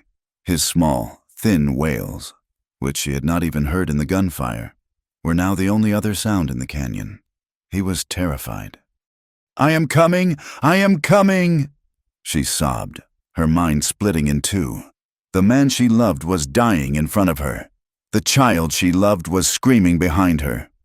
"Leave me," Dakota whispered. His eyes were open again, just slits, his face a pale, ashen gray. His voice was a thread. "I will not," she said, her voice fierce. She pressed harder, putting her full weight on the wound. "They come back," he gasped, his body tensing with the effort to speak. "Take child, take mare, go now, Evelyn, go." This was his sacrifice. He had fought for her. He had taken a bullet for her. And now, his last act was to try and save her from the consequences. He was cutting her loose. He was ordering her to leave him to die, to take the child and run while the soldiers were still in disarray. It was the only logical, sensible thing to do. He was a dead weight, a death sentence. "No," she said. It was not a plea. It was a command. "I will not leave you. I killed that boy for you. I am not leaving you." The horror of what she had done, the despair of its futility, rose up to choke her. She had become a murderer. She had traded a young boy's life for this man's, and now the man was dying anyway. The world was a place of such profound, senseless cruelty that she wanted to just lie down on the rocks and die with him. But the baby was screaming. That sound, that high, desperate wail, cut through her despair. It was the sound of a life that was not finished. It was the sound of a promise she had to keep. A new, cold, animal anger flooded her. It was not despair. It was rage. Rage at the soldiers. Rage at the world. Rage at the death that was trying to steal this man from her. She looked at Dakota, his eyes closing, his body going limp under her hands. "You will not die," she hissed, her voice a snarl she did not recognize. "I will not allow it." She was no longer a victim. She was no longer a grieving widow. She was a woman who had fought and killed for what was hers. And this man was hers. This child was hers. She worked, her mind moving with a frantic, cold precision. "Atsa," she called out, her voice hard. "Be quiet, I'm coming." The baby, shocked by her tone, hitched his breath, his cries quieting to a low, miserable whimper. She ripped a long, clean strip from the bottom of her own skirt. She balled it up, creating a thick pad. "Hold this," she commanded Dakota, pulling his good hand, the right one, and pressing it against the shoulder wound. "Press hard! Do not stop!" He did not seem to hear her. His hand was limp. "Dakota, press!" she screamed in his face. His eyes flickered. He saw her. He saw the fury, his fingers, weak, curled, applying a faint pressure. It was not enough. She took his hand and her own and pressed them both against the pad. "Hold it," she whispered, her voice breaking. "Please, just hold on." She ran to the baby. She snatched him up, her movements rough. She strapped him back to her chest, his small, wet face against her neck. He was trembling. "It is all right," she murmured, her voice now a desperate attempt at comfort. "It is all right, my son. We are alive." She ran back to Dakota. He was still pressing, but his eyes were closed. She had to move him. Now, the soldiers would send a scout. They would realize she was just one woman, and they would come back for their revenge. This canyon was a coffin. She went to the horses. They were still tethered, their eyes wide with terror, their skin slick with sweat. The mare. She had to get him on the mare. "Dakota, you have to help me. You have to stand," she said, kneeling beside him, trying to pull him up. He was a body, a heavy, uncooperative weight. His head rolled. "Dakota," he groaned, a low, animal sound. "Cannot," he whispered. "Leave me." "I will not." She looked around, frantic. The terrain, the rocks, the nature that had been their enemy was now her only tool. She could not lift him, but she could drag him. She unslung the mule's lead rope. Her hands were shaking, slippery with his blood. She looped it under his arms, wincing as she pulled it tight across his chest, hearing his sharp intake of breath. She tied the other end to the mare's saddle horn. "Forgive me," she said to him. Then she walked to the mare. "Get up, girl," she urged, slapping the horse's flank. The mare, terrified, pulled. The rope went taut. Dakota was dragged, scraping, over the stone floor of the canyon. He cried out, a raw, strangled sound of pure agony as his wounds, both of them, were torn and ground against the rock. "Stop!" Evelyn sobbed, running to the mare, pulling her to a halt. It was not working. She was killing him faster. There had to be another way. She looked at the rocks, the jumble where she had hidden. There was a low, flat boulder, about 3 feet high. If she could get him there, if she could get the horse beside it. This was impossible. She was one woman. She had a baby on her chest. The man was dying. The despair came back, a suffocating black wave. It was over. She had failed. She looked at the body of the soldier she had killed, a young man with a mother somewhere, with a life. She had taken it. For what for this to fail here, in this bloody canyon? No, she would not fail. "You will fight," she said, her voice low and even, speaking to herself, to Dakota, To the uncaring mountains. We will fight." She untied him from the mare. She put her arms around him, her body against his back, and she began to lift. She was not lifting a man. She was lifting her own life. She was lifting the future. Her muscles screamed. Her back felt as if it would snap, but she did not stop. She lifted, she dragged, she stumbled, she fell, she got up, she lifted again. He was conscious, his body rigid with pain, but he was trying to help. He was pushing with his one good leg.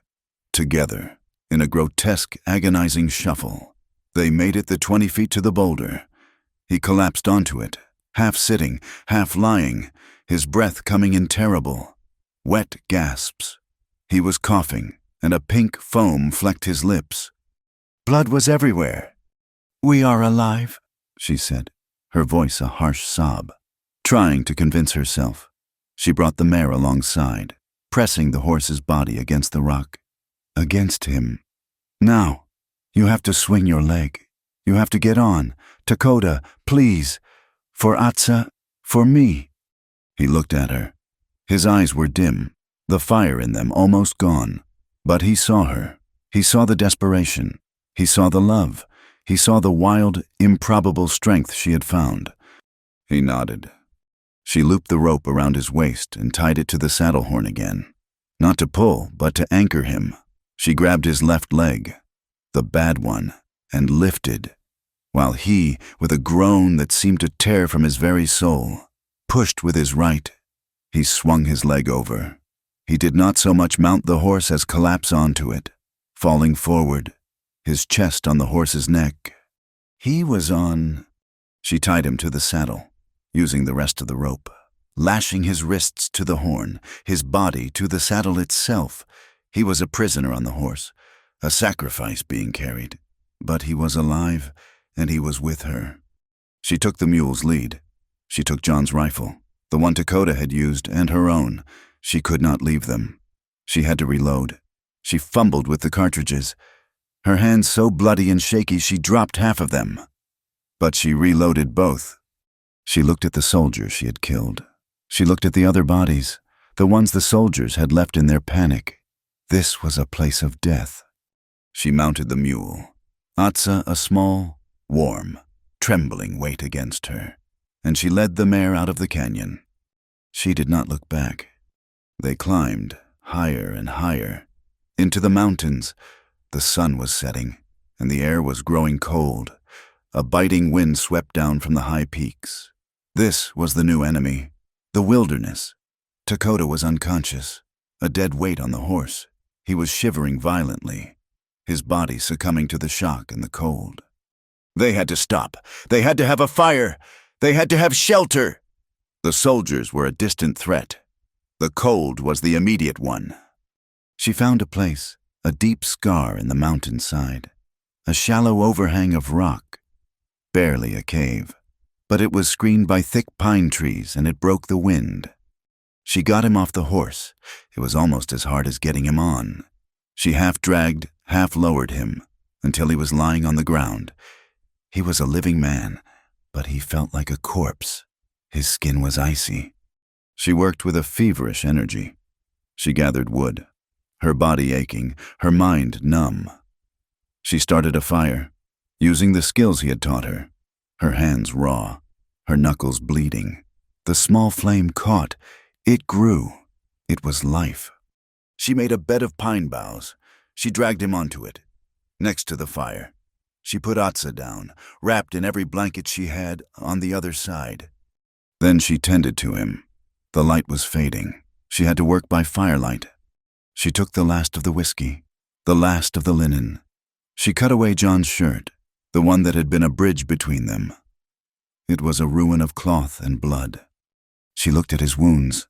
The shoulder was a nightmare, a ragged, dark, bubbling hole. The bullet was still in there. The one in his side was just as bad, torn open, inflamed. She cleaned them.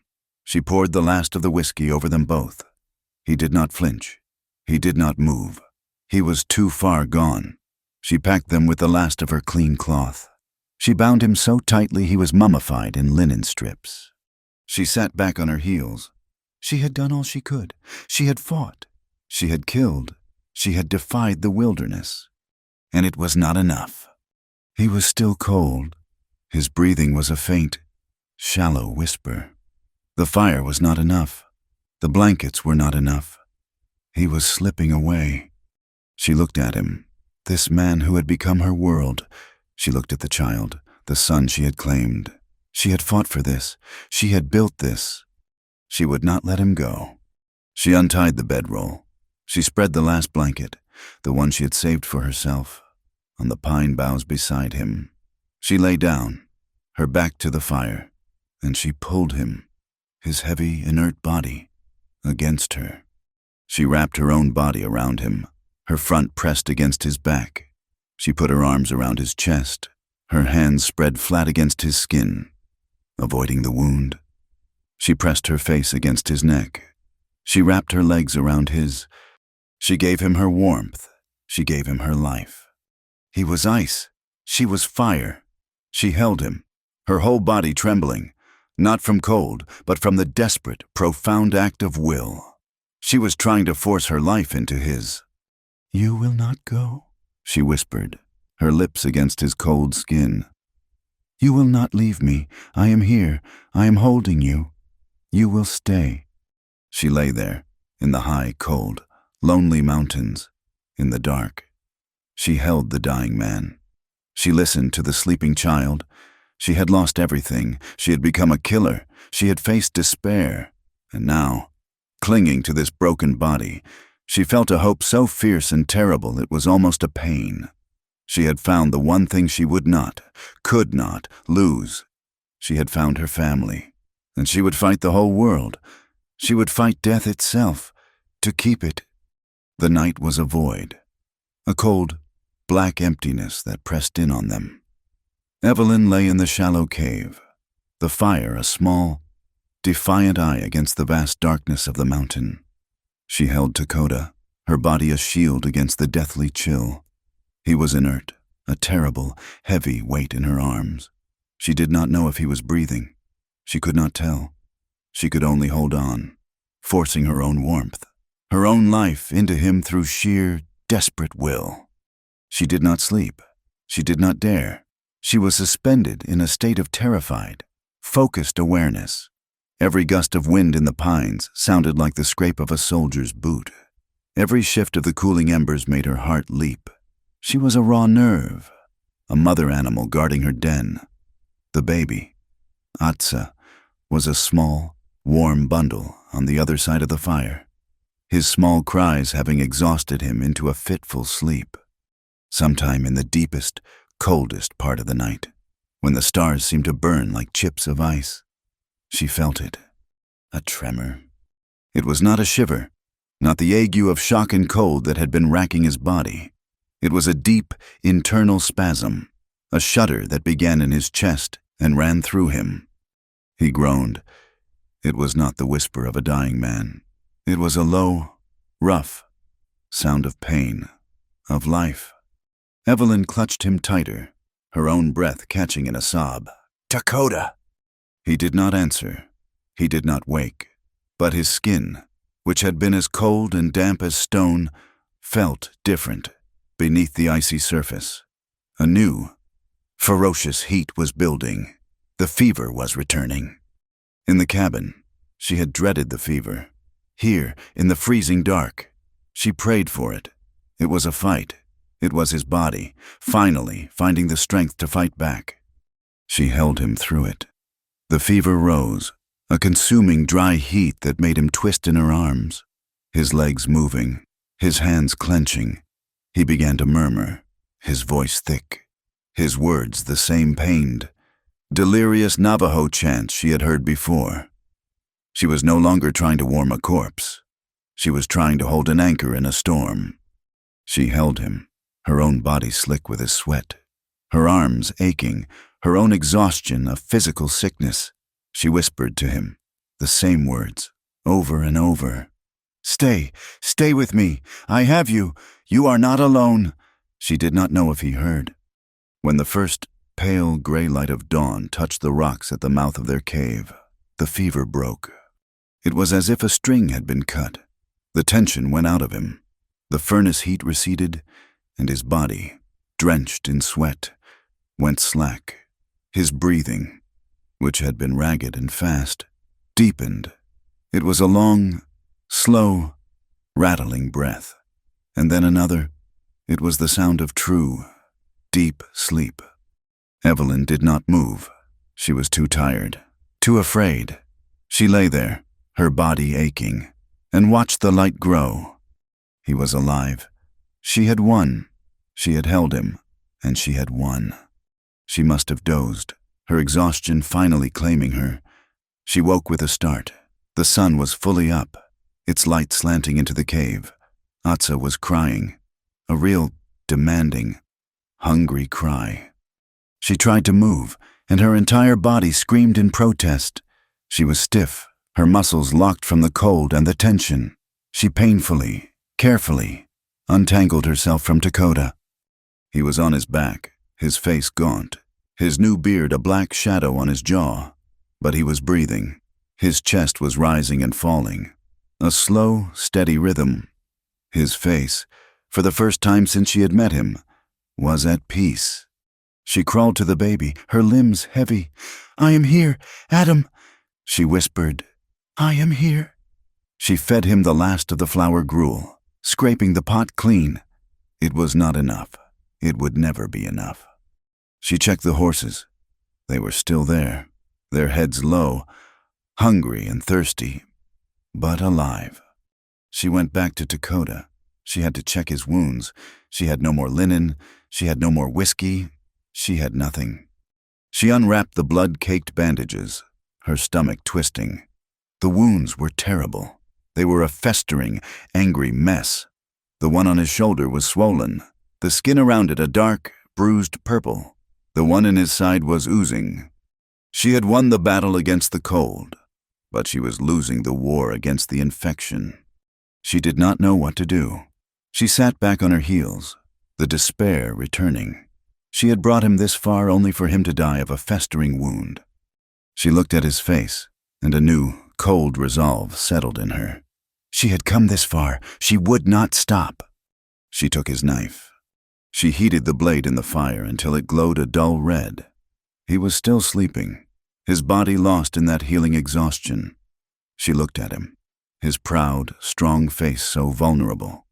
"Forgive me, she whispered, but she had no name for him. She took a deep breath. She cut into the wound on his shoulder. He did not wake. He arched, a silent, terrible scream of the body, his hands clenching, but his mind was too far down. She worked with a grim, savage focus, her hands shaking, but her will firm. She opened the wound, her teeth gritted, the smell of his own flesh burning. She squeezed, and a torrent of infection, of pus and dark blood, ran out. She almost fainted. She gagged, turning her head, but she did not stop. She did it to the wound in his side, too. She cut, she squeezed, she drained. She had no water to clean it. She did the only thing she could. She let them bleed. When she was done, she was shaking so hard she could not stand. She had no bandages.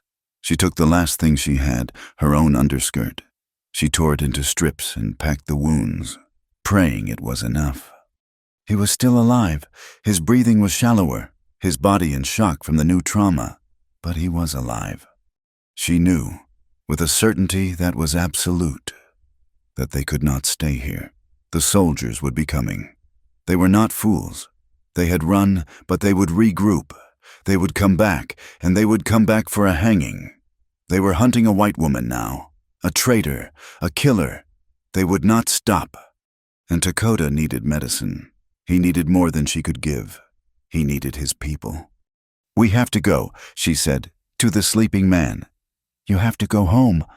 It took her 2 hours to get him on the mare. He was a dead weight again, his body limp from the new agony. She tied him on, just as she had before. She loaded the mule. She put the crying, hungry baby on her chest. She took one last look at their small, bloody sanctuary. She took the guns. She led the horses out into the bright, cold sunlight, and she turned them, as he had pointed. South, higher, deeper into the mountains. They traveled for 2 days. She did not know how. It was not a journey. It was a waking nightmare. She moved from one moment to the next. Feed the baby, check the man, water the horses, walk. She did not sleep. She did not eat. She walked, leading the mule, the mare following, Dakota a silent, broken figure tied to its back. She was a ghost, a machine of pure, desperate will. On the afternoon of the second day, when she was so lightheaded from hunger and exhaustion she was stumbling, she saw them. 2 men, on foot. They were not soldiers. They were Indians. They were standing on a high rock, watching her. They were Navajo. They did not move. They just watched her. 2 bronze statues, their black hair blowing in the wind. Evelyn stopped. Her first feeling was not relief. It was terror. Dakota was their brother, but she was the enemy. She was a white woman. She had a gun in her hand. She did not raise it. She just stood, her body trembling, the baby a weight on her chest. One of the men raised his hand, not as a greeting, as a command, stay. He said something to the other man, who turned and vanished into the rocks. The first man, an older, hard-faced warrior, began to climb down toward her. He moved with a lithe, quick grace, his eyes never leaving her. He stopped 20 yards away. His gaze was cold. It took in her, the torn, bloody dress, her wild, matted hair. It took in the guns. It took in the baby on her chest. And finally, it rested on the man tied to the horse. His face changed. The coldness was replaced by a sharp, disbelieving shock.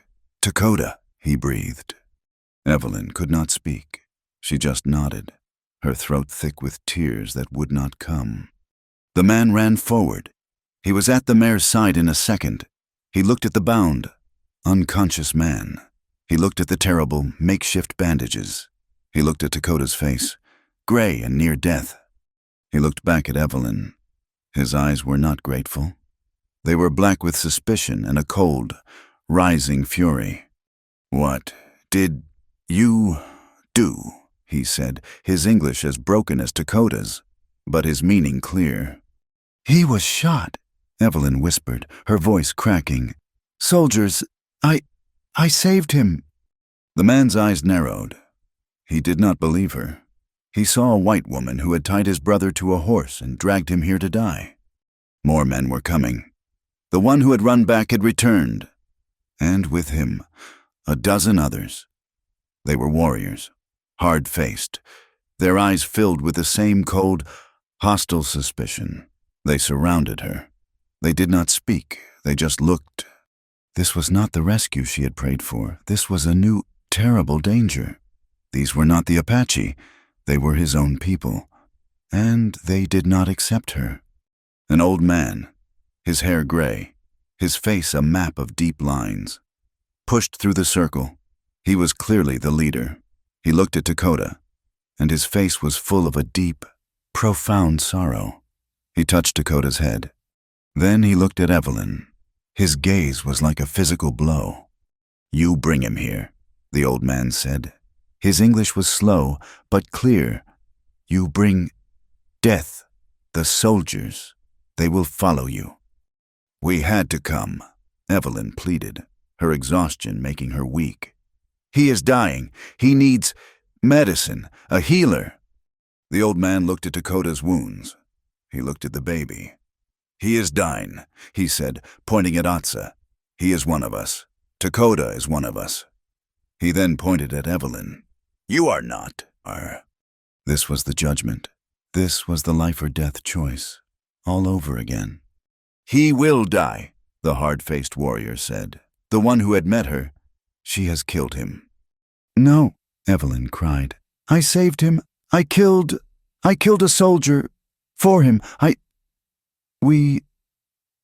She could not explain. The old man held up his hand. The warriors went silent. "We will take Dakota," he said. "We will take the child. They are our blood. We will care for them." He looked at her, his eyes flat, without mercy. You will go, now. Go, she repeated, the word a hollow sound. Go where? That is not our concern. You are white. Go back to your people. You have brought the bluecoats to our door. You will not stay. You are a danger. Go. They were going to take her family. They were going to take Dakota and take Atsa and cast her back out into the wilderness. The soldiers were behind her. Hostile Indians were in front of her. There was nowhere to go. The old, timid, broken Evelyn would have collapsed. She would have wept. She would have pleaded. But that Evelyn was dead. She had died in the cabin. She had been burned in the fire. She had been reborn in the bloody canyon. She stood up straight, her exhaustion falling away, replaced by the same cold, hard rage that had carried her this far. She looked the old man in the eyes. No, she said. The silence was total. The warriors bristled, their hands moving to their knives. He is my husband, she said, the word a sudden, shocking truth. This is my son. She touched Atsa's head. I have fed him. I have fought for him. I have killed for him. I have bled for him. I am not leaving him. And I am not leaving him. She pointed at Dakota. He is alive because I willed it. He is alive because I held him. He is alive because I cut the poison from his body. I am not a danger. I am his wife. This is my family. And I am staying. The old man stared at her. He had never seen a white woman like this. He had never seen any woman like this. He saw the blood on her face. He saw the iron in her spine. He saw the truth in her eyes. She, a weak voice whispered. Everyone turned. Dakota! He was awake. His eyes were open. He was tied to the horse, his body broken. But he was awake. The old man's voice, the confrontation, had pulled him back from the edge. He looked at the old man. Hatali, he whispered, a term of respect. He looked at Evelyn, her fierce, defiant, beautiful face. He saw her, standing alone, surrounded by his people, fighting for him, fighting for them. She speaks truth, Dakota gasped, his voice a thread. She is Shikana, my wife. She saved me. She killed soldier for me, for Atsa. The warriors stared, their faces a mixture of awe and disbelief. She is dying, Dakota whispered, his eyes closed, his strength gone. In her heart, she stays. He had said it. He had claimed her. He had chosen. The old man, the Hatali, looked at Evelyn. He looked at his warriors. He looked at the dying man who had just spoken. This was the unexpected result. This was the change. They had come here, not just running. They had come here to make a stand, not against the soldiers, but for their right to exist. Evelyn knew, in that moment, that freedom was not just about running. It was not about fighting armies. It was about this. It was about belonging. It was about having a place. It was about forcing the world to accept who you were. The soldiers, they will come, the Hatali said, his voice no longer hostile, just tired, weighed down by the truth. Then they will come, Evelyn said, her voice steady. We did not just run. We came here to live, and we will fight them. Not just him, not just me. We will fight as a family. The old man looked at her for a long time. He saw the future, he saw the danger, he saw the war she had brought, but he also saw the strength. He saw the bond, he saw the love that had survived fire and bullets and death. He nodded, a single, slow gesture. Untie him, he said to his men. Take him to the Hogan. Take his wife. Take the child. Bring the healer. Now. They are home. The Hatali's words were a judgment, but not the one she had expected. They are home. The hard-faced warriors did not smile. Their suspicion did not vanish. But they obeyed. Two of them, their movements economical and surprisingly gentle, began to untie Dakota from the mare. They did not just cut him loose. They supported his broken body, their arms strong, lifting him as if he were a brother, which he was. They fashioned a makeshift litter from two poles and a blanket, and in moments, they were lifting him. Evelyn stood frozen, the mule's lead rope slack in her numb hand, the baby a heavy, warm weight on her chest. She had fought, she had screamed, she had claimed her place, and now, with the victory won, her body was finally admitting its defeat. A wave of exhaustion so profound it was like a physical blow washed over her. Her knees buckled. The warrior who had first confronted her, the one with the cold, hard eyes, saw her sway. He did not move to help her, but he did not threaten her. He simply said, "Follow." She did. She had no other choice. She let the mule's rope go. The animal would follow. She put one foot in front of the other, a mechanical, stumbling motion. They were taken into the heart of the mountain, through a narrow, winding fissure in the rock that Evelyn would never have seen. It opened up into a hidden valley, a bowl of green and red rock, sheltered from the wind. It was not a village, not like her town. It was a collection of hogans, the traditional eight-sided dwellings of the Dine, made of earth and wood, blending so perfectly into the landscape that they were almost invisible. Smoke rose from small holes in their roofs. Sheep grazed on a high pasture. Children stopped their play to stare, their black eyes wide and silent, as this strange procession entered their home. They were brought to a hogan that stood slightly apart. It was larger than the others. The Hata'ali, the old man, held the door flap open. The warriors carried Dakota inside. Evelyn hesitated at the entrance. This was a line, a boundary. To step inside was to leave her world, her entire life, behind. "He is your husband," the old man's voice said, not unkindly. "Go, he needs you." She ducked her head and entered.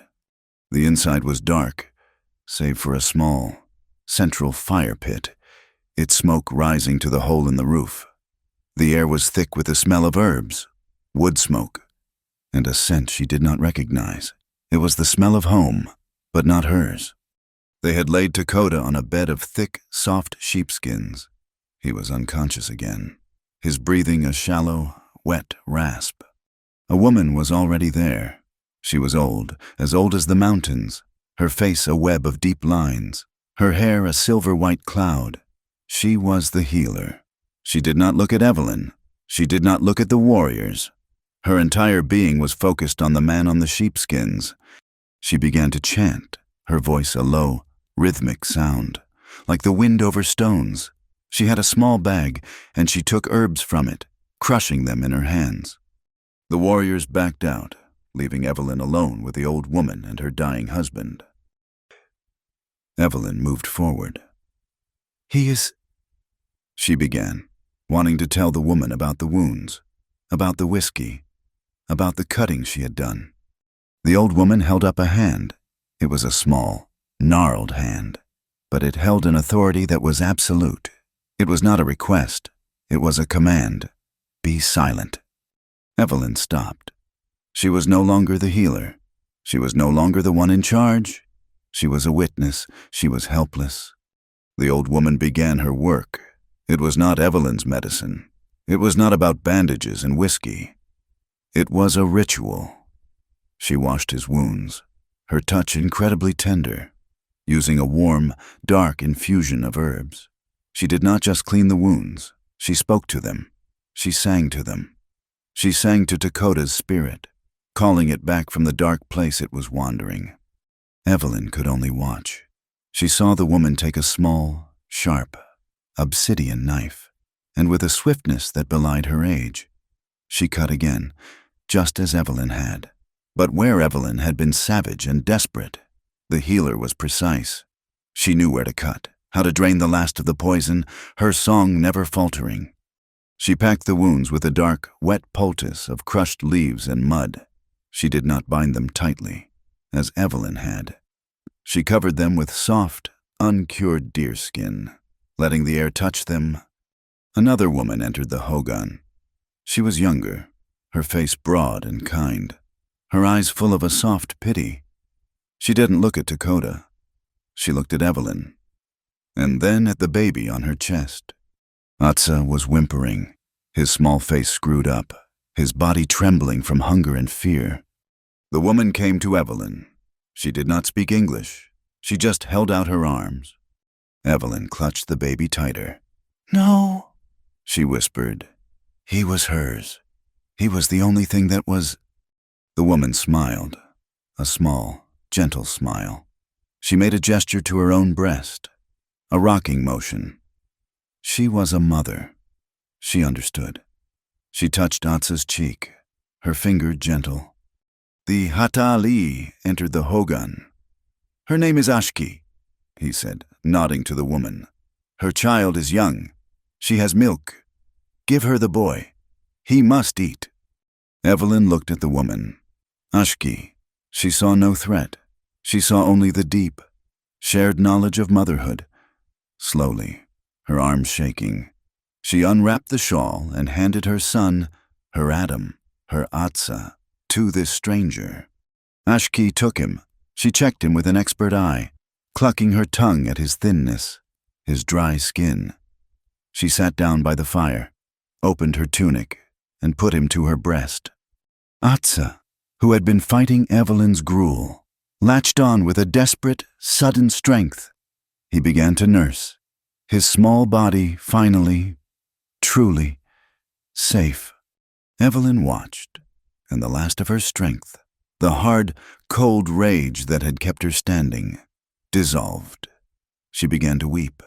It was not a loud, dramatic grief. It was a silent, racking, total collapse. The tears she had not shed for John, for Thomas, for the soldiers she had killed, for herself. They all came at once. She sank to the dirt floor of the hogan, covered her face with her bloody, filthy hands, and she wept for the end of her world. She did not know how long she cried, but when she was finished, a hollowed-out, empty vessel, she felt a hand on her shoulder. It was the old woman, the healer. Her song was finished, for now. Dakota was sleeping, his breathing still shallow, but more peaceful. The old woman pushed a cup into her hands. It was a warm, bitter, herbal tea. "Drink," she commanded, her English as rough as the Hatalis. Evelyn drank. The tea was strange, but it was warm, and it settled her. "You sleep now," the woman said. She pointed to a pile of sheepskins in the corner, far from Dakota, but still in the warmth of the hogan. "He will live, or he will die. It is in the hands of the holy people now. You have done your part. Sleep." Evelyn did not argue. She crawled to the sheepskins, her body a single, throbbing ache. She did not care about the soldiers. She did not care about the future. She closed her eyes, and the world vanished. She slept for a day and a night. She woke to the sound of Atsa crying, but it was a healthy, demanding cry. She sat up, her mind thick, her body stiff. Ashki was there, rocking him, smiling at her. "He is strong," Ashki said, testing the English word. "Yes," Evelyn said. Thus began her new life. She was not a prisoner. She was not a guest. She was Dakota's wife. It was a title that gave her protection, but it did not give her a place. She had to earn that. The hogan was her home now, but it was not hers. It was the healer's. Dakota was too sick to be moved, so she and the baby stayed, in this place of smoke and chance. The days blurred. Dakota fought. He was a warrior, and his spirit was strong, but the poison was deep. The wound in his shoulder, the one from the soldier's bullet, was the worst. He slipped in and out of fever. In his delirium, he would call out, not for her, but for his sister, for his dead friends. He was fighting his battle, all over again. Evelyn was not allowed to nurse him. That was the healer's job. Her job, she discovered, was to be to exist. This was the hardest part. She was a woman of action. She had run a farm. She had fought. She had killed. Now, she was told to sit, to be quiet. The women of the village would come, one by one, to the hogan. They would bring food. They would sit, silently, and watch her. Their eyes were not unkind. Mostly, they were curious. She was a ghost story come to life. The white woman who had killed a soldier. The white woman who Dakota had claimed. She learned their names. Ashki, who cared for Atsa as if he were her own, but who always, respectfully, brought him to Evelyn to hold. A mother must hold her son, she would say. There was an old woman, Sani, the Hatali's wife, who said nothing, but who one day brought Evelyn a new skirt. It was a simple, woven, wool skirt, the kind the Navajo women wore. It was not a gift. It was a practical thing. Evelyn's own dress was a ruin of blood and dirt. Evelyn put it on. It was warm. It was strong. It felt like acceptance. But there were others. The wife of the warrior who had first met her. Her name was Desta. Her eyes were hard, like her husband's. She did not trust Evelyn. She saw her as the source of the danger, the one who had brought the soldiers. "They will come," Desta said one day, her voice sharp. As Evelyn sat outside the hogan, grinding corn on a stone metate, a task Sani was teaching her. "They will come, and they will burn this too." "We will fight," Evelyn said, not looking up, her hands moving, learning the rhythm. "You will fight," Deste sneered. "One white woman. You will bring the death. That is all your people know." "I am not my people," Evelyn said, her voice quiet. "And I am not just a white woman. I am Dakota's wife." The words, which she had first said in desperation, now had weight. She was beginning to believe them. She learned to be quiet. She learned to listen to the wind. She learned to grind the corn, to bake the flat, smoky bread, to find the clean water. She learned that family was not just a word, but a web of responsibility, of shared work and shared silence. She cared for Atsa. Ashki nursed him, but Evelyn held him. She slept with him. She sang him the old, half-remembered lullabies from Ohio. He began to thrive. The sallowness left his skin. He began to gain weight. He was a beautiful, solemn child, with Dakota's black eyes. He was the bridge. Her love for him was the one thing no one in this village questioned. And she watched Dakota. She sat by his side when the healer was gone. She bathed his hot face. She held his hand when he thrashed in his fever. Her presence the only thing that seemed to calm him. One afternoon, 2 weeks after their arrival, she was sitting beside him. He was sleeping, his breath deep and regular. The fever was gone. The wounds, under the healer's care, were no longer festering. They were closing. They would be terrible scars. But he would live. She was mending one of her own few remaining garments, her hands busy. "Evelyn!" Her head snapped up. He was awake, his eyes were open, and they were clear. He was looking at her. "Dakota," she breathed, dropping her sewing. He looked around the hogan, his eyes taking in the familiar, safe shadows. He looked at her. He saw the new skirt. He saw her hair, tied back with a leather thong, Navajo style. He saw her hands, stained with corn. "You stayed," he whispered.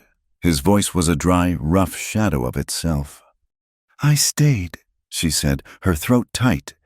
He tried to sit up. He was weak. His arm, the left one, was bound to his chest. He could not move it. He winced, but pushed himself up a few inches with his good arm. She moved to help him, to push him back down. "No, you must rest." He caught her hand. His grip was not strong, but it was firm. He held her. He just looked at her, his eyes searching her face. He was seeing everything. The blood that was no longer there, the fear that was, the strength she had found. "In the canyon," he said, his voice rough, You killed him! It was not a question. It was not an accusation. It was a statement, a fact that now lay between them. Evelyn could not look away. Yes, she whispered. I did. She expected to see judgment. She expected to see the sorrow she had seen in the canyon. She saw something else. He saw the burden she was carrying. He saw the cost. And he understood it. In a way no one, not John, not her own people, ever could. He knew the weight of taking a life to save another. He raised her hand, the one he was holding, and he pressed her knuckles to his lips. It was not a kiss of passion. It was a gesture of profound, solemn respect, a warrior's salute. Shikana, he whispered. My wife. He had claimed her in the delirium of his fever, a desperate bid to save her. Now, with a clear mind and a healing body, in the safety of his own home, he had claimed her again. She looked at him. This man from another world, this man whose life she had saved, and who had, in turn, saved hers, the past, the fire, the ghosts. They were not gone, but they were no longer her masters. She was not running, she was not hiding. She was, just as the Hatali had said, home, the family was broken. It was scarred. It was built from the ashes of two worlds, but it was real. Yes, she said, her voice finally steady. She squeezed his hand. I am here. His word, Shikana, settled in the quiet Hogan. It was a chain, a bond, a claiming. Evelyn felt the weight of it, not as a burden, but as an anchor. She had been adrift for so long, a ghost in her own life.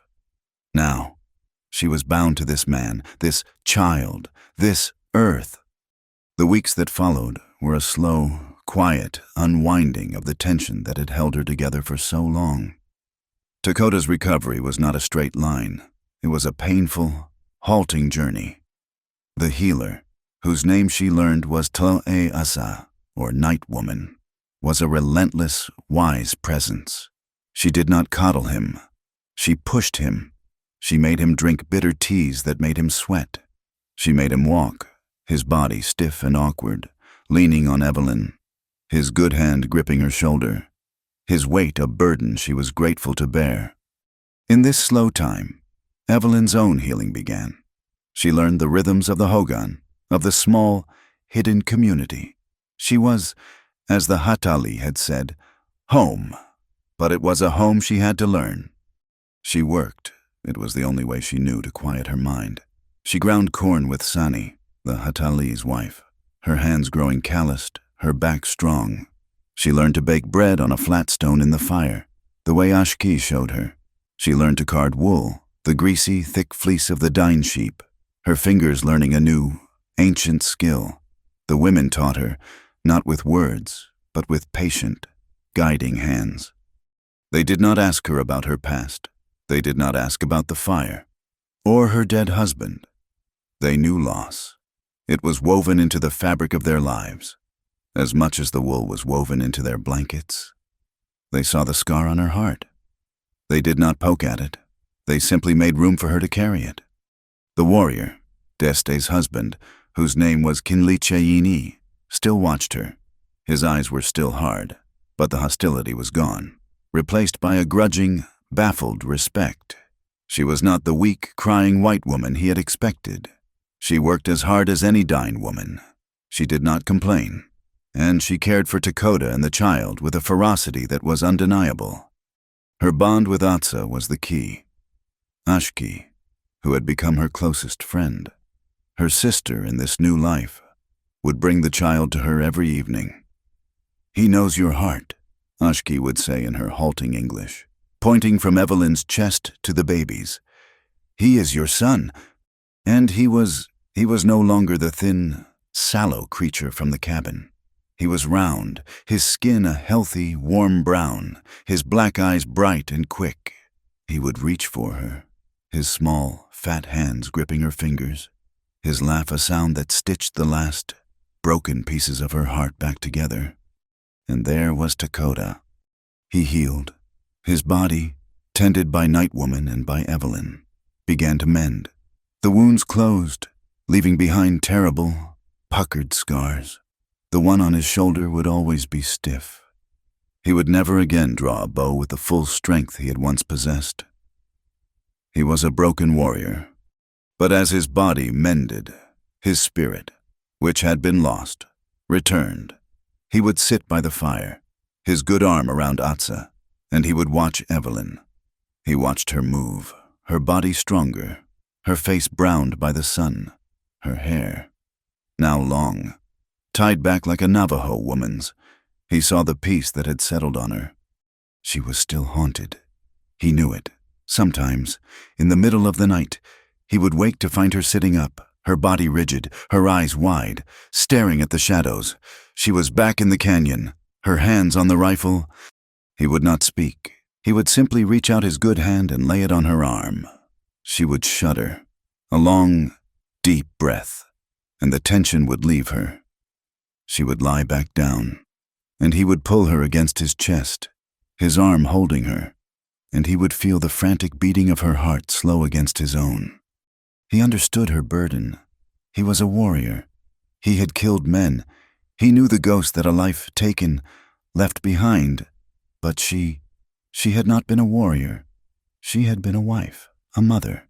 She had killed, not for honor or for battle, but for love. He knew her sacrifice was the greater. His respect for her was a bottomless, quiet thing. They talked, in the long, quiet evenings, their language a mixture of his broken English and her broken Navajo. He told her about his sister, her name, Bitani, and how she had loved to laugh.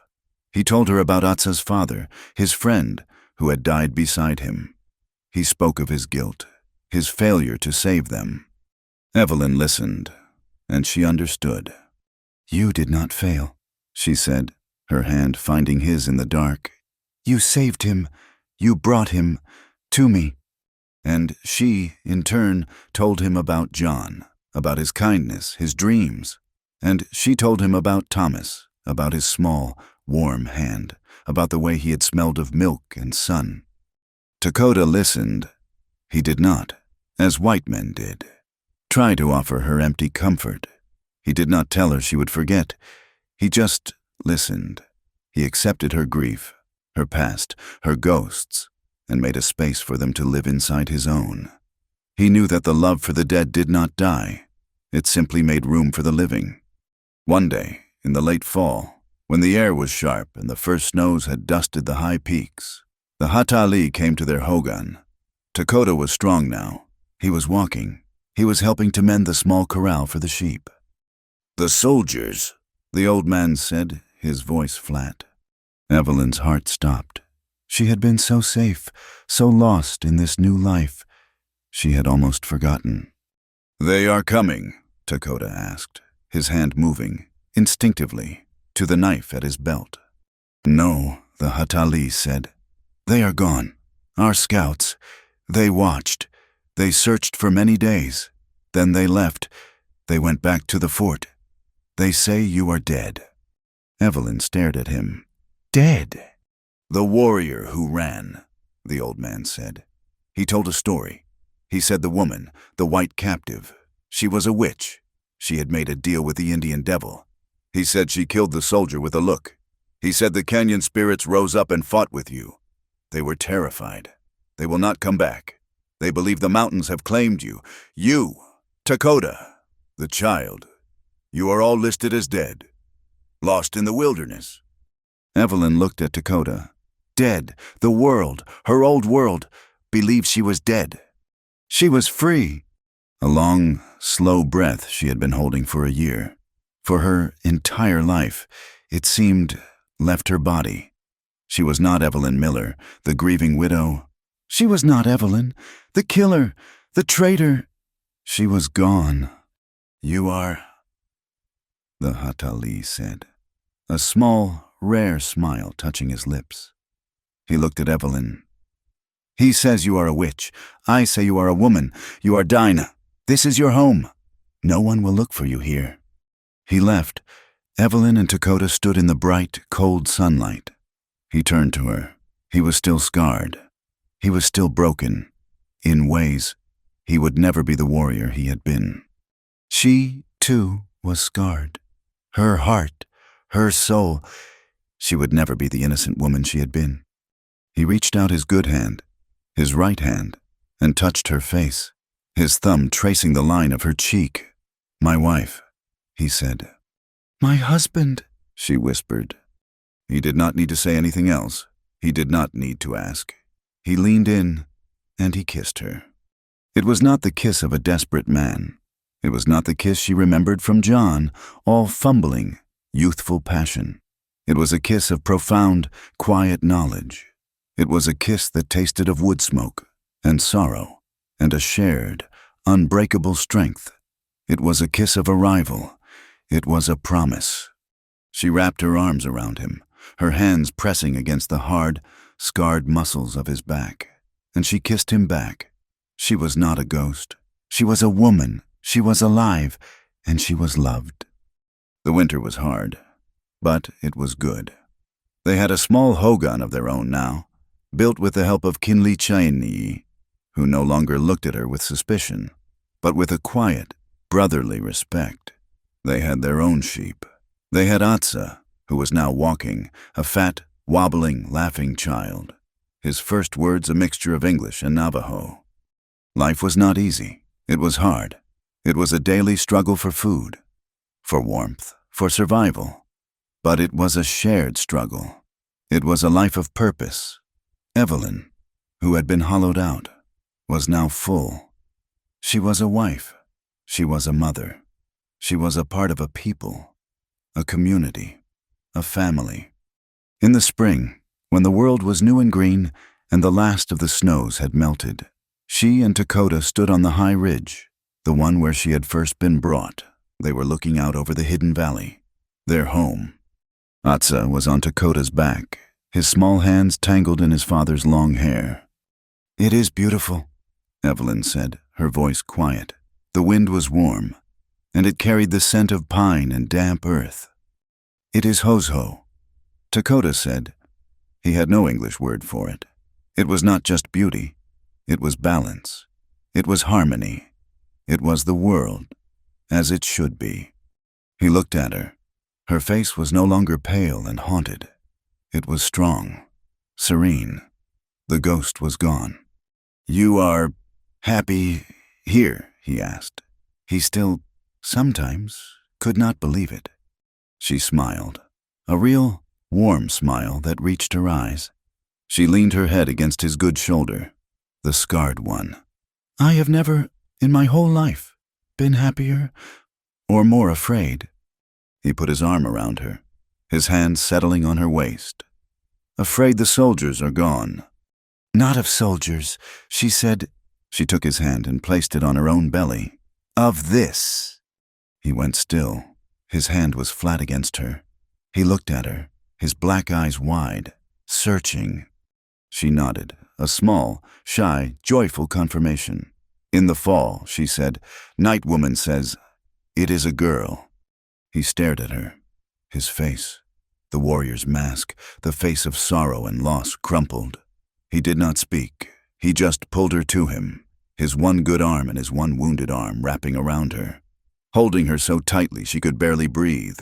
He buried his face in her hair, his body shaking. He was not just a survivor, the last of his line. He was a beginning. She had not just given him his life. She had given him a future. Evelyn held him, her own tears quiet. They had found it. Not in the civilized world of towns and rules, not in the empty past. They had found it here, in the heart of the wilderness. They had faced the fire, and the bullets, and the ghosts, and they had walked out, together. They were not broken. They were forged. They had learned that life was not about what you lost. It was about what you built, and that love, a true, hard, tested love, was not just a feeling. It was a shelter. It was the only home they would ever need. Thank you so much for listening to this story. Let me know in the comments where you are listening from. I would love to connect and share thoughts.